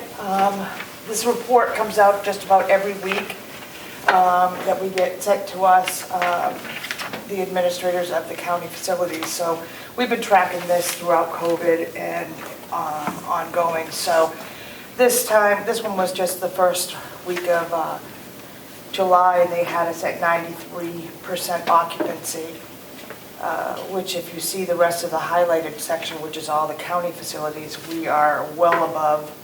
Correct. The next highest one would be 82%. 78%. Yeah, Sullivan had 82%. Oh, Sullivan had 82. Yeah, and we're currently at 96%. We are at 99 beds out of the 103 are full. So we only have 4 vacant beds in the building. And don't you usually keep like 1 or 2 for, Yeah. like hospice or something? We usually keep a couple of them, so we probably won't go more than the next 2 and keep a set, but we just lost someone last night, so we'll go from there, so. But our census throughout COVID was the highest actually in the state. I think 1 or 2 of them came up once a week or something. There was a little bit of a uptick on some of those, but ours has been consistent all the way through. Madam Chair, may I just read some of these out for the benefit of the public? So Belknap County is at 60%, Cheshire County is at 65%, Coas County at 69%, Grafton County is 70%. Wait, did I get this? Coas is at 55. Yeah. Coas has 2 different locations, Colebrook. Okay, and, so they have 2. Berlin. One's at 55, one's at 69. Grafton at 70. Rockingham is 63%. Riverside, 68%. I think we're doing pretty well. Yeah, we had a drop where we were down quite a few beds, and then it's been consistently. I mean, we have a very long waiting list. We updated all of our waiting lists, went back through. We have people who have reserved spots in the nursing home 10 years ago, so we call them every couple months to say anything changed with that, and they might say, okay, now we're ready to come in, or we're not quite ready yet. So we just keep that list, and then as they are ready to come to the building, then we'll activate their admission packet. So, but it's pretty consistent right now. We've also been really working on taking more patients directly from the hospital. So especially like skilled level care, we'd love to be able to get some of those people straight from the hospital and to our facility. Then they can determine when they're done being skilled, they can either leave and go home after they've rehabbed, like we just got someone in with a knee replacement, they'll go home after, or if it's someone who's ready for the long-term care, they may then transition from skilled into our long-term care system. So either way. Survey prep, we're in our survey window right now, so that means that anytime they could be coming. They've just done 2 county homes. They did Rockingham and Maplewood in the last 2 weeks. So they're a little bit ahead of their schedule. So when we know that our window opens up, it's 3 months before the last time they visited and 3 months after. So we know that they'll be coming at some point in the next 6 months. So we do all our prep, make sure everything is, prescriptive, nothing's expired, everything's cleaned up, we're following all the rules, those type things, checking and double checking. Residents have actually been quite busy. They're doing activities on the weekly, such as bingo. We have singers come in. We just did a huge motorcycle week event. Yesterday, too bad you weren't out here, we had a water balloon fight that was pretty good. Trips to the beaches, we had the ice cream truck the day before yesterday. I know.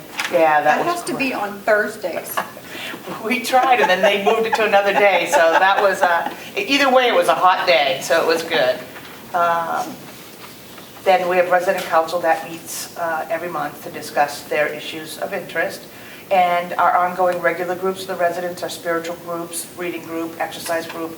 And we are just starting now a resident advisory council, which is kind of like the oversight of resident council, but it'll also allow them to have some say in how they want some things run, and they can kind of facilitate that between administration and their peers. So How did they decide who serves on that council? we met as a small group of people who had the interest in it, and actually Carroll Lundgren had sat with us too as we started the process, and it was actually very helpful.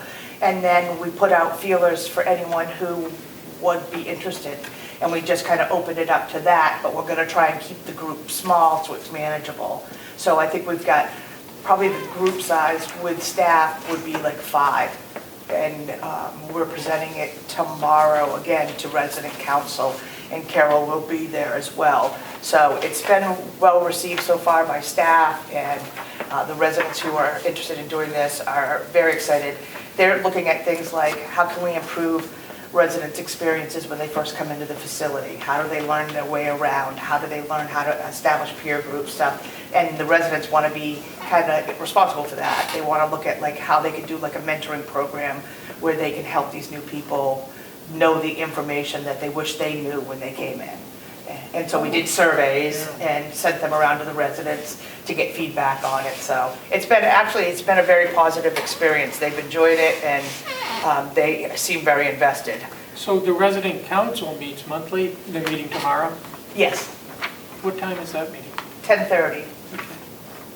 You have to be approved to come in. Even I have to be approved to come in. But if you ever wanted to, then I could put it out to the group, and if they say, yeah, they're more than happy to have you come in. So, you know, the typical topics are activities. Yeah. You know, what are we doing? What are we going to do this week? You know. One question. Yes. Carol. Yes. What is her official capacity? Well, I mean, she doesn't work, she has no... No, what I look at her as being like a resident advocate, or someone who's able to articulate sometimes better than our residents can, and so she helps facilitate that. She has a good relationship with a few of the residents who are really invested, and she offered to help out, and it's actually proven to be a very good liaison with the residents. So right now, we're just developing that group. It's not going to be a long term that I think that she's going to stay in it, but right now for the process of getting involved and getting us set up, that would be, you know, her role. I'm sorry, I think I had an email from her, but I didn't bring it with me, I guess. Okay, I don't know what I did with it. She might have emailed about what we're working on and stuff, or... Yeah, I saw that, but I just know that she has no official capacity. Right, Oh, exactly. Did you gentlemen receive this email? Which one would that be? I don't believe so. I'll make sure you get a copy. Matthew, did you have it? What is this?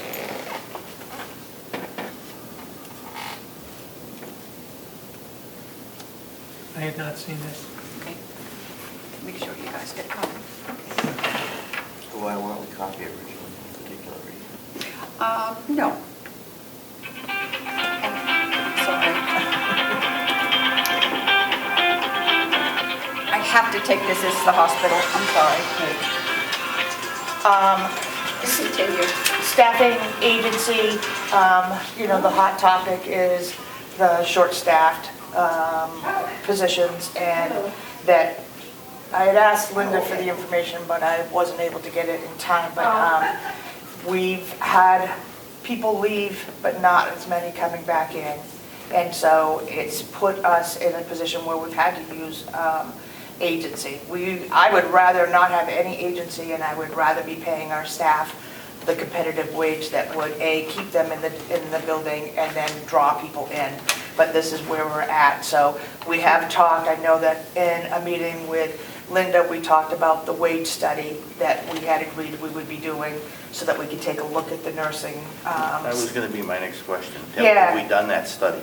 No, it was supposed to have been done last year, and we didn't get it done, and now it was going to be done this year, and when I last asked her about it, she thought possibly August that she could get it going, but then we've got another year where we haven't done any adjustments on the nursing staff. And then they got, and I know what you're thinking, I thought we gave them a big increase. They did. They got an increase of 5%. That's not really the point, though. The point is what do you have to pay? Right. No. The 5% was non-union. Right. And then the union, we're talking about nurses, so that is non-union. So they got a 5%, but So how some, many people are we talking about? probably about 18. 18. I'm thinking about management nurses too, so. Well, now we're gonna have these, we've created these, Yeah, the unit the managers. unit managers, and Yeah. they're gonna be paid at what rate? 90,000. That's what we're looking at. Is that a Yeah. living wage? I think, yes, I think That's a that'll be a competitive very good advantage. indicator when we do that, to see what the reaction is as far as drawing people in. Have we put out the We have not yet. announcement? No, because we're trying to do things in steps that although we're not, eliminating any staff in this process, we wanted to make sure we were on board with the union, to make sure they understood what our process was and what we were doing So is that being first. discussed with the union? Yeah, we just set a meeting up with the union so that we can then take It's our that. decision whether to do that. It's management decision. Yes, it will, but there are a couple, because an LPN supervisor or charge could be in the union.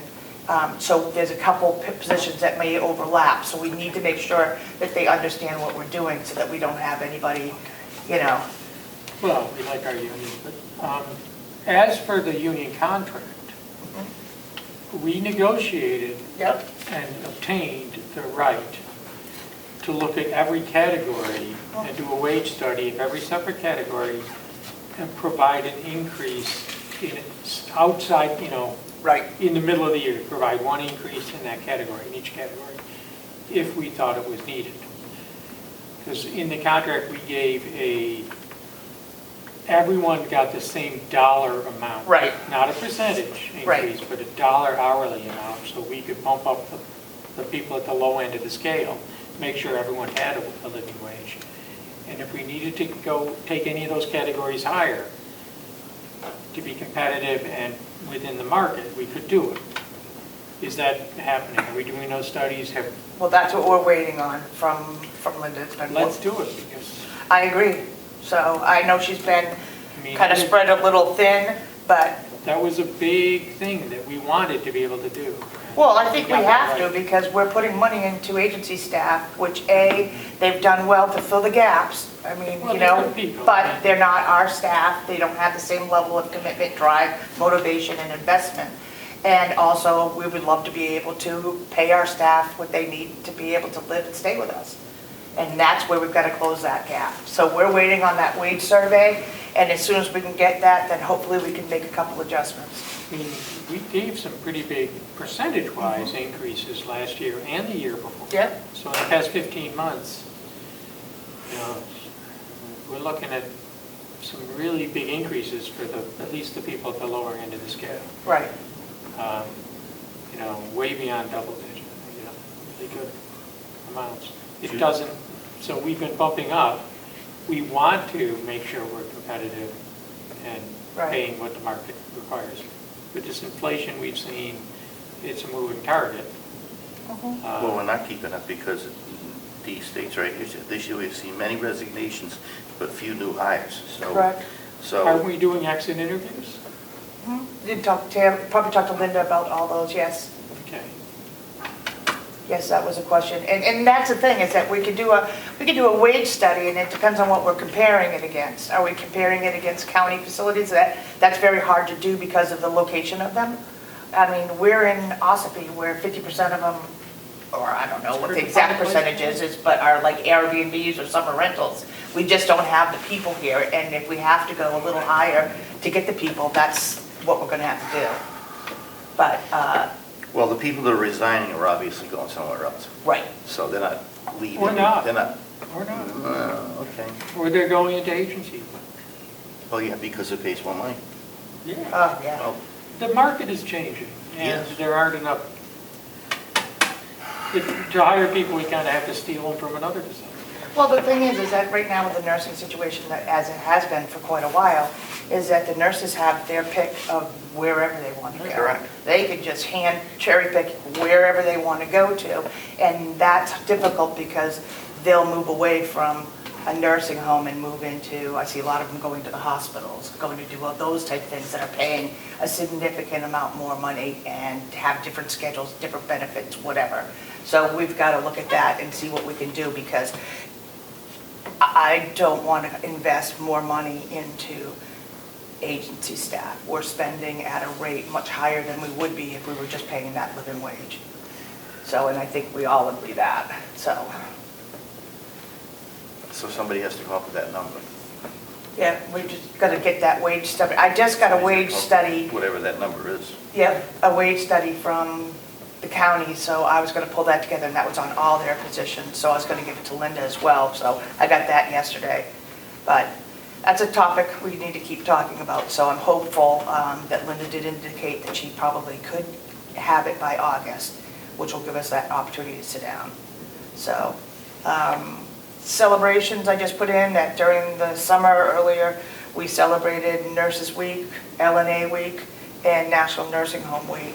So each celebration, we had a nice luncheon for the staff. The LNAs, I believe, got insulated mugs and with logos and everything on it, and the nurses got cooler bags. And then Nurses Home Week, we did some chocolate bonanza thing where they got to go to and pick chocolate and stuff like that. So we had a good time. Transportation is a big thing that's still on our agenda that we'll need to continue to keep talking about. We have seen basically all of our transportation companies basically saying that they don't have the staff to even provide the transportation to doctor's appointments anymore. And a couple of them have come to us and said, we just don't even see how we're going to do it. But we've worked with in community groups in the past. Are they no longer available? They don't have the computers? Some of them are. Which ones are we working Like with? RSVP is one, and they have some where they help out like the private pay residents or the residents that are more mobile and they can walk to the car, ride in the car. The ones that are wheelchair bound, or even more extreme is if they're on a stretcher and have to go by stretcher. That's the challenge, is that we just don't have it available. And we've seen several of our residents have to go to Dartmouth or Maine for these appointments. How do they get there? We figured it out ourselves. No, we have our activities, recreation staff has been amazing. Several of them took the LNA classes so that they can help out on times after their shifts or whatever, and so they will take them and they'll send 2 of them there to take them in the bus. The problem is we don't have a stretcher van, so we couldn't put them, anyone in a stretcher, we couldn't transport them. So that's something that we're going to have to figure out, because... Do they go by ambulance then? Or? We can't even get an ambulance, because they'll only do 911s. So, I mean, everyone's facing staffing. Money to RSVP every year. Where's Melissa? I hear it. Maybe I wonder what's going on with RSVP. Well, no, I know that nobody wants to work these days, so there's so many open positions, everyone's feeling it. But, I mean, transporting our residents to a doctor... Like 1%. 1.6% the last time I checked, yes. Well, and that's why these positions go unfilled. Yeah. A lot of our towns have become retirement communities. Yep. I mean, it's not just nursing over there. I know that Bob has had his challenges. He's got a couple people that came back and came in, so he's got a little bit of a lighter load, but they've been rotating and actually having to work weekends and rotate their shifts, so. They just tough. People want to retire and run for office, attend meetings. Government workshops, I apologize. government committees. And of course. They said, oh, we can do your husband's MRI today at noon. I'm like, no. I don't think so. I don't think so. Thank you Why for the such offer. short notice? because some are canceled. Yes, yeah, my daughter's gonna go pick him up, so. I expect that I'll get a call from an angry husband saying, no, I'll wait till you get home. So it sounds like the thing we need to get done is that wage study Yes, immediately. yeah. So let's I get agree. Wage that study moving. is absolutely critical. Yep. Agreed very much so. And I'd like to see the information on the exit interviews, so maybe talk to them. Yeah. But that's what's been going on, so I do have to say that our agency staff that we do have has done a very good job. There's some that have really stepped up and really made a big difference in, covering the weekends or the nights or something. So, we're lucky to at least even have them. But we certainly don't want to continue that long-term at all. How many do we have right now? You We probably have wait till old. No, I think we have 14, and we have like 3 of them coming up in August that we're looking at not renewing. And then we've got 3 more, actually we have like 6 in September, but there's a few that we're looking at trying to drop off too, but we've got to get some bodies in the building so that we don't need them. So. When we discussed while you were out was that under agency staffing, the most troubling here is this issue. We've seen many resignations with few new hires, and I think that goes back to the wage study. Yes, I agree. But I think that's really a critical thing to address. Yeah, get with Linda, and I think we can get that wage study done. Yeah, well, we quickly. just talked, I think it might have been Monday or Tuesday, and we discussed it, and I asked her straight out, when do you think you could have it done? She thinks possibly August. So that's around the corner, so if we can get it done by the end of August, that'd be wonderful. Yeah. Because I'd we like need see to it start. before then. Yeah, me too, but, And Linda's doing the study. yes. Yeah. So that's what's been going on. Okay, thank you. Okay? And I can, if you'd like, I can send you these when I get them. I could just forward them off to you, because I get them probably like once a month. Okay, that'd be great. Thank you. You're welcome. Thank you for this update. May I ask a question? You may. I wanted to, the issue came up earlier about this study and this rating, we got 1 star. I looked at the report, and what I gleaned from that report was that rating is large. We were drastically affected by this whole thing with a person coming back after 5 days instead of 10 days. And that's why we got that $100,000 fine. But that's what's really skewed our rating. Yeah.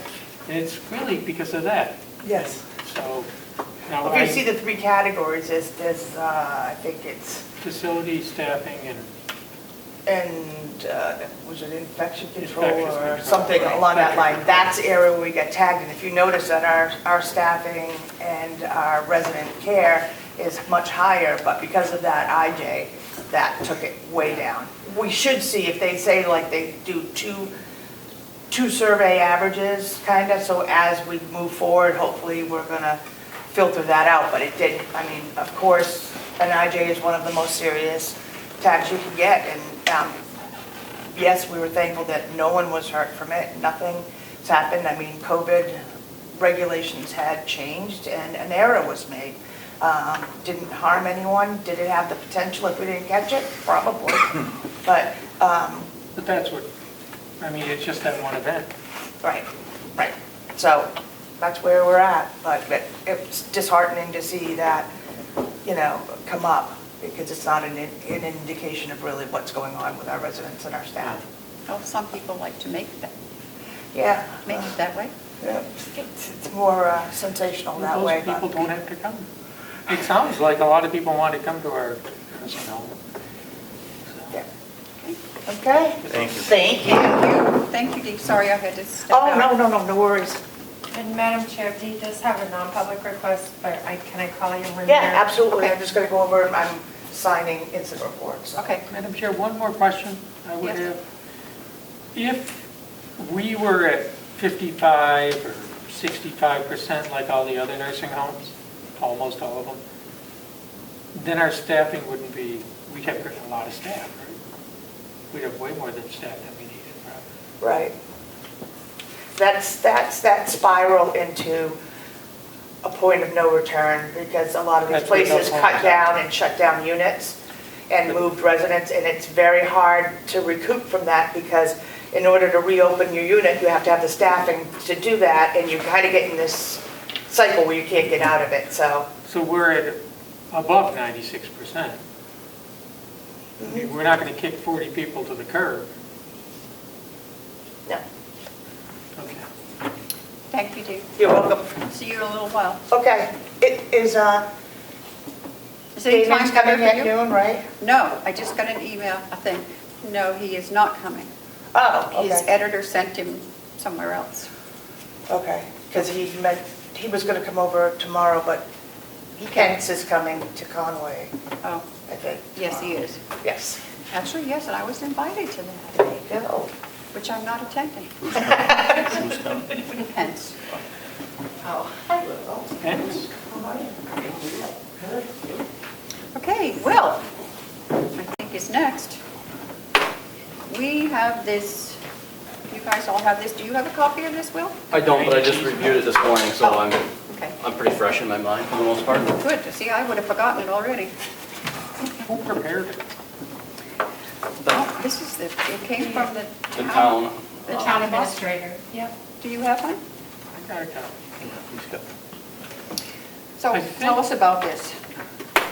well, first of all, I'm not the expert on any of the lawyer stuff that has to say in the contract that I told Melissa, but as far as what they want to do, my last meeting was a couple months ago with the road crew foreman, and they essentially want to, my understanding is at the kind of the point of the field that comes down below the blueberries there, it's down kind of by that Chadwick's house there. There gets to be a lot of runoff that comes all the way down that hill, and they want to put a culvert that goes straight across the road into the field that's what we call like across from the mattress factory. And because heavy rains like we had this last weekend, but primarily in the springtime is when he sees it the most, it comes down there, and then the field that it goes to, there's a hump there area, so it goes along the road and tears off the road. I saw it this morning, it's a mess. Yeah, so Oh, yeah. he wants to go across and go out into that field, and then they want to swale it all the way down through the whole field, so that way it moves the water. Currently, right now, coming down County Farm Road from that first sharp corner as you leave the jail, all the water comes down there, especially on that right-hand side, all comes down, and they have it shifted into that field already. So a good half of that field is already swampy as all get out. I can't go in there. And so they're looking at kind of combining these two to that, and then swale it all out so it continues to move it instead of it just sitting there like it currently does. It's right down the road, right? Yes. How about we take a look? Yeah, but I need to understand, yeah, I think we should. I saw it this morning, the road is washed out. It's a mess. You can get by, but it's, Right. it's all Yeah. narrow. The road is maintained by Ossipee? Yes. Not by us? Yep. Okay. Is this, you weren't here last week. No. But Representative McConkey came, and this is what he was talking about, I believe. Did he talk to, and he's been working with an engineer, and he said that Ossopee's proposal was a good one, that this is going to be a sensible way of addressing this problem. I'd like to learn more. I'd like to take a walk down there.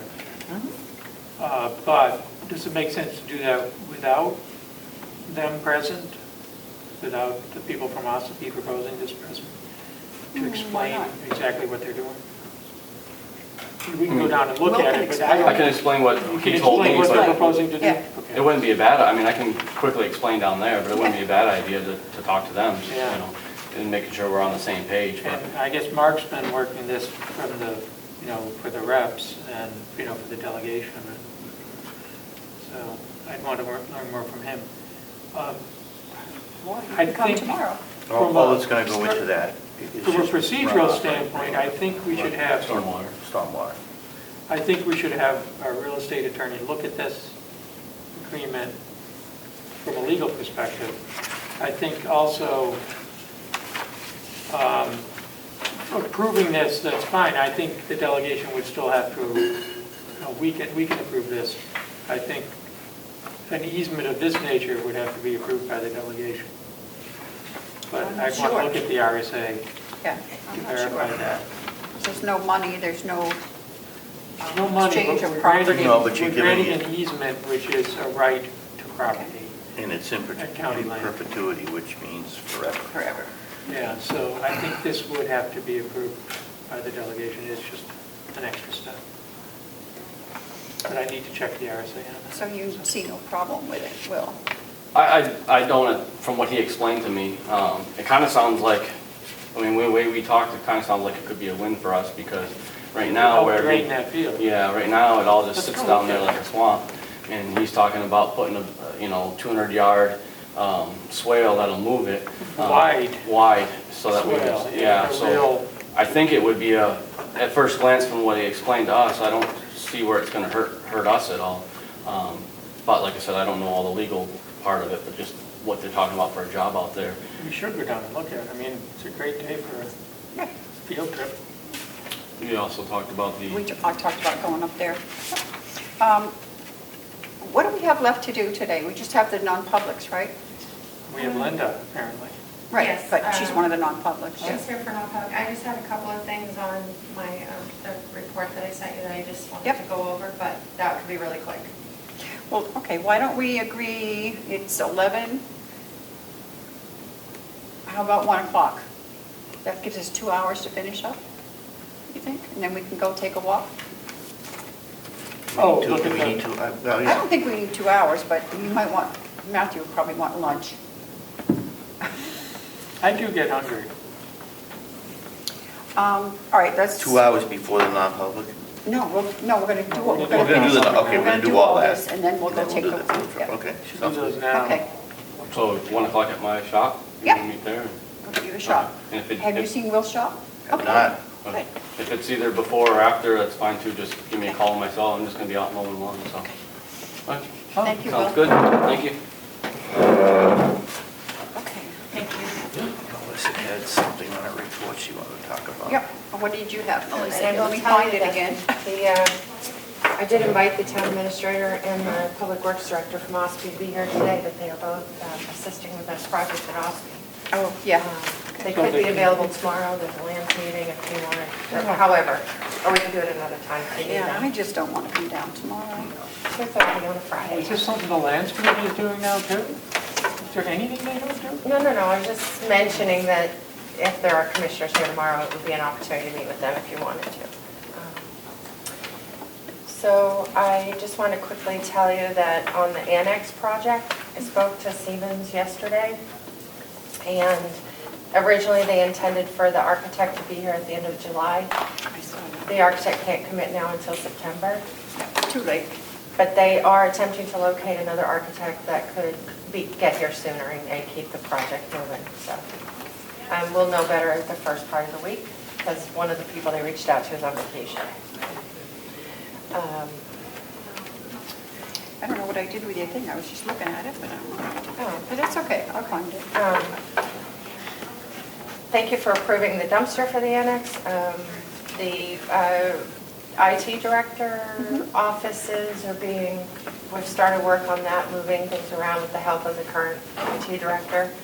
I have a request, it's an odd request, but when you're in the proposed office and you try to look outside, you can't see because there's an overgrown bush right covering the whole window. Do I need permission from the commissioners to have Will cut that down? I don't know, what kind of bush is it? It doesn't look, I don't know what it is. I don't know plants. I should get more information. Do you want to take a look? Yeah, we can take a look. Okay. I'd like to see where you're I'd putting like it. her to be able to see outside. Yeah, I'd like to see where we're putting the office too. That would be And open the interesting. window. Oh, okay. Maybe we could take a walk when down. Yeah, Sure. when we get done, okay. Okay, thank you. I have 2 requests for use of this meeting room. One is from the Carroll County Coalition for Public Health for 2 hours on August 11th for a meeting. What day is that? It's a Friday, Okay, I believe. that's fine. For what purpose? just a regional meeting that they have. How many people are they anticipating? I believe he said 30. Oh, great. I think we have space for them here where we wouldn't at the other building. They'll need to provide, they should provide insurance Okay. certificate. to do that. And the other request I have is from the Carroll County Communications District. These are Wednesdays, August 16th and September 20th.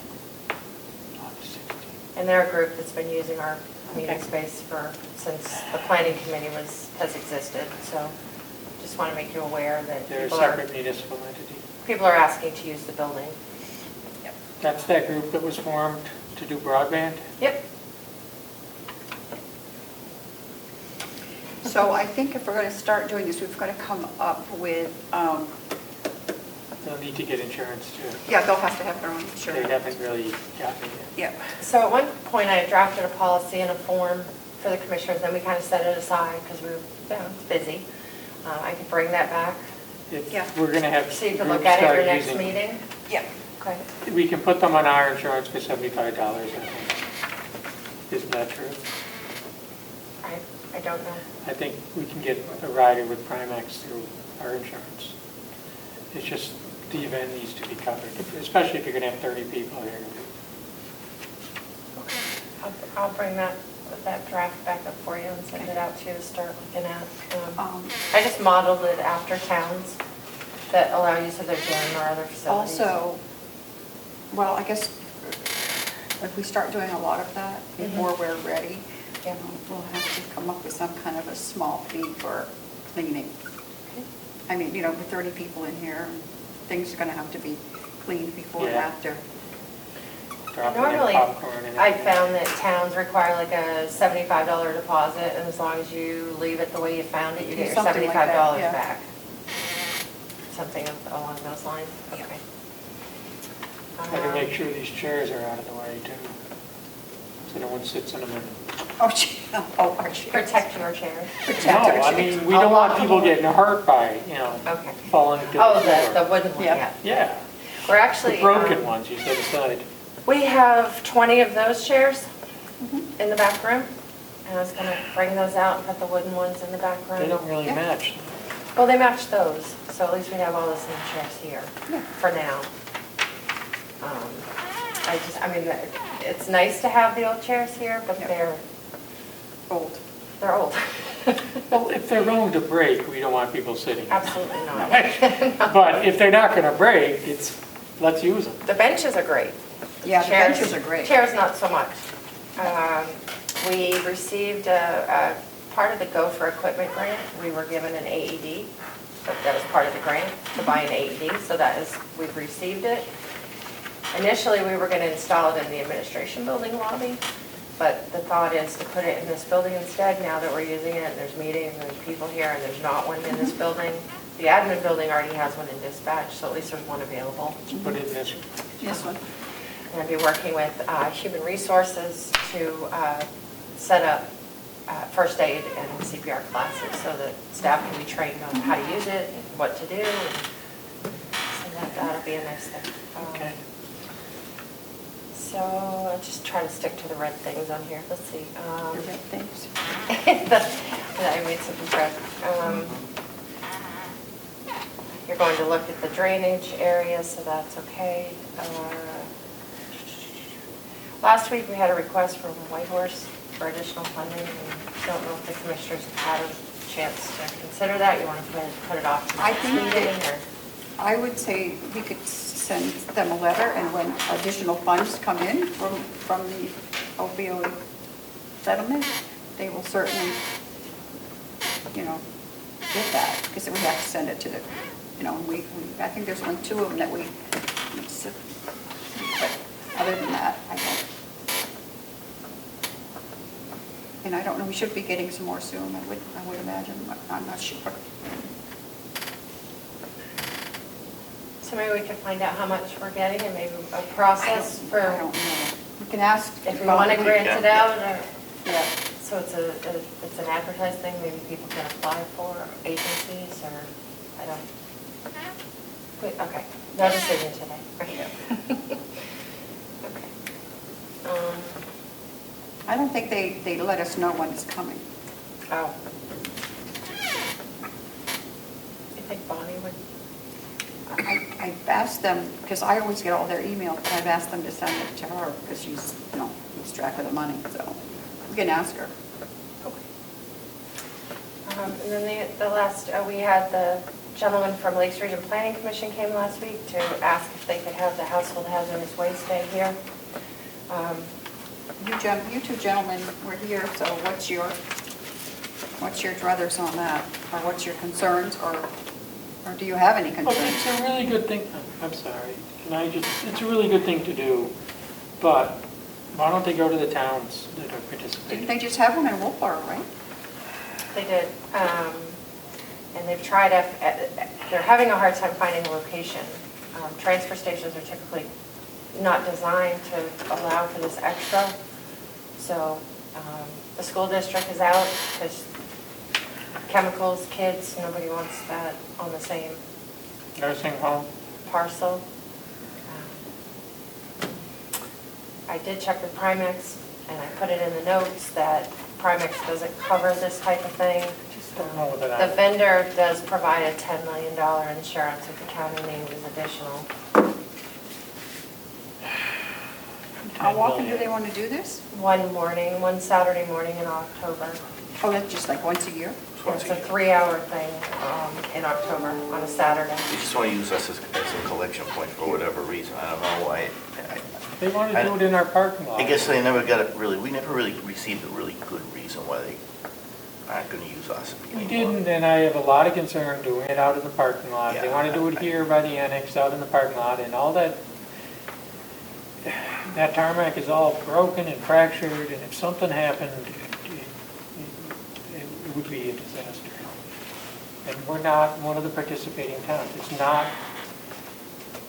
that is not a role of the county. If we want to expand the county's role, I'm just concerned about it. It's an expansion of the county's role. It's never been done before. And once we do it, we'll be doing it every year. Yeah, that's what I'm thinking. I mean, It's not going to be a one-time thing. I would be inclined to say no, but Okay. it's just I- that's my thought. And it does need to be done. It needs to be done. It's unusual to do it in October. Usually it's done at the end of the summer, so people leaving town for the winter can dump their stuff. I guess October's a little late. Conway does it twice a year at the dump.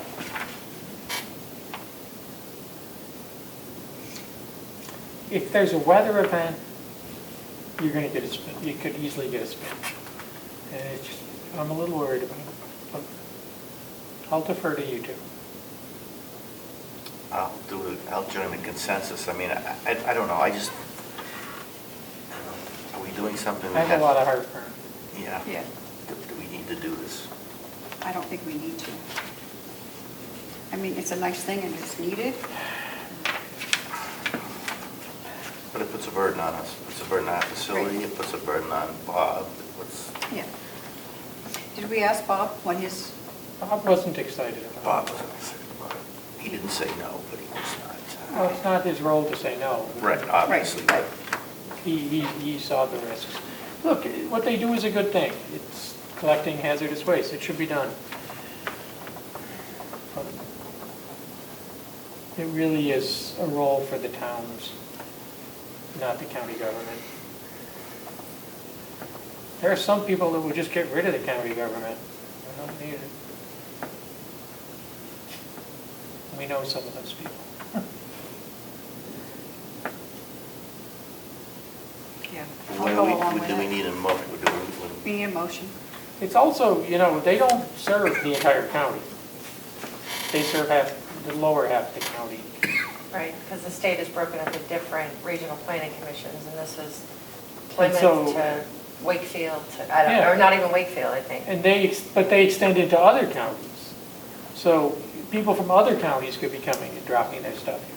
Some of their towns are in other counties. Right, it's just under It's the just not- planning commission. Yeah. This thing crosses county lines. I'll make a motion that we decline to participate in the hazardous waste collection. I'll second that, and I regret having to do this, but I second that. All those in favor, say aye. Aye. Aye. Thank you. That's all, unless you had anything for me. The rest of it's just, notes of stuff that's happening and process, what I'm working on, what. Okay, Okay, thank you. what do we have next? See Linda sitting back there. Non-public is all I have left for you. Okay, There's no line item transfers. okay. Want a motion to go to non-public? Yep. Seconded. Wait. That'll be Under fine. what?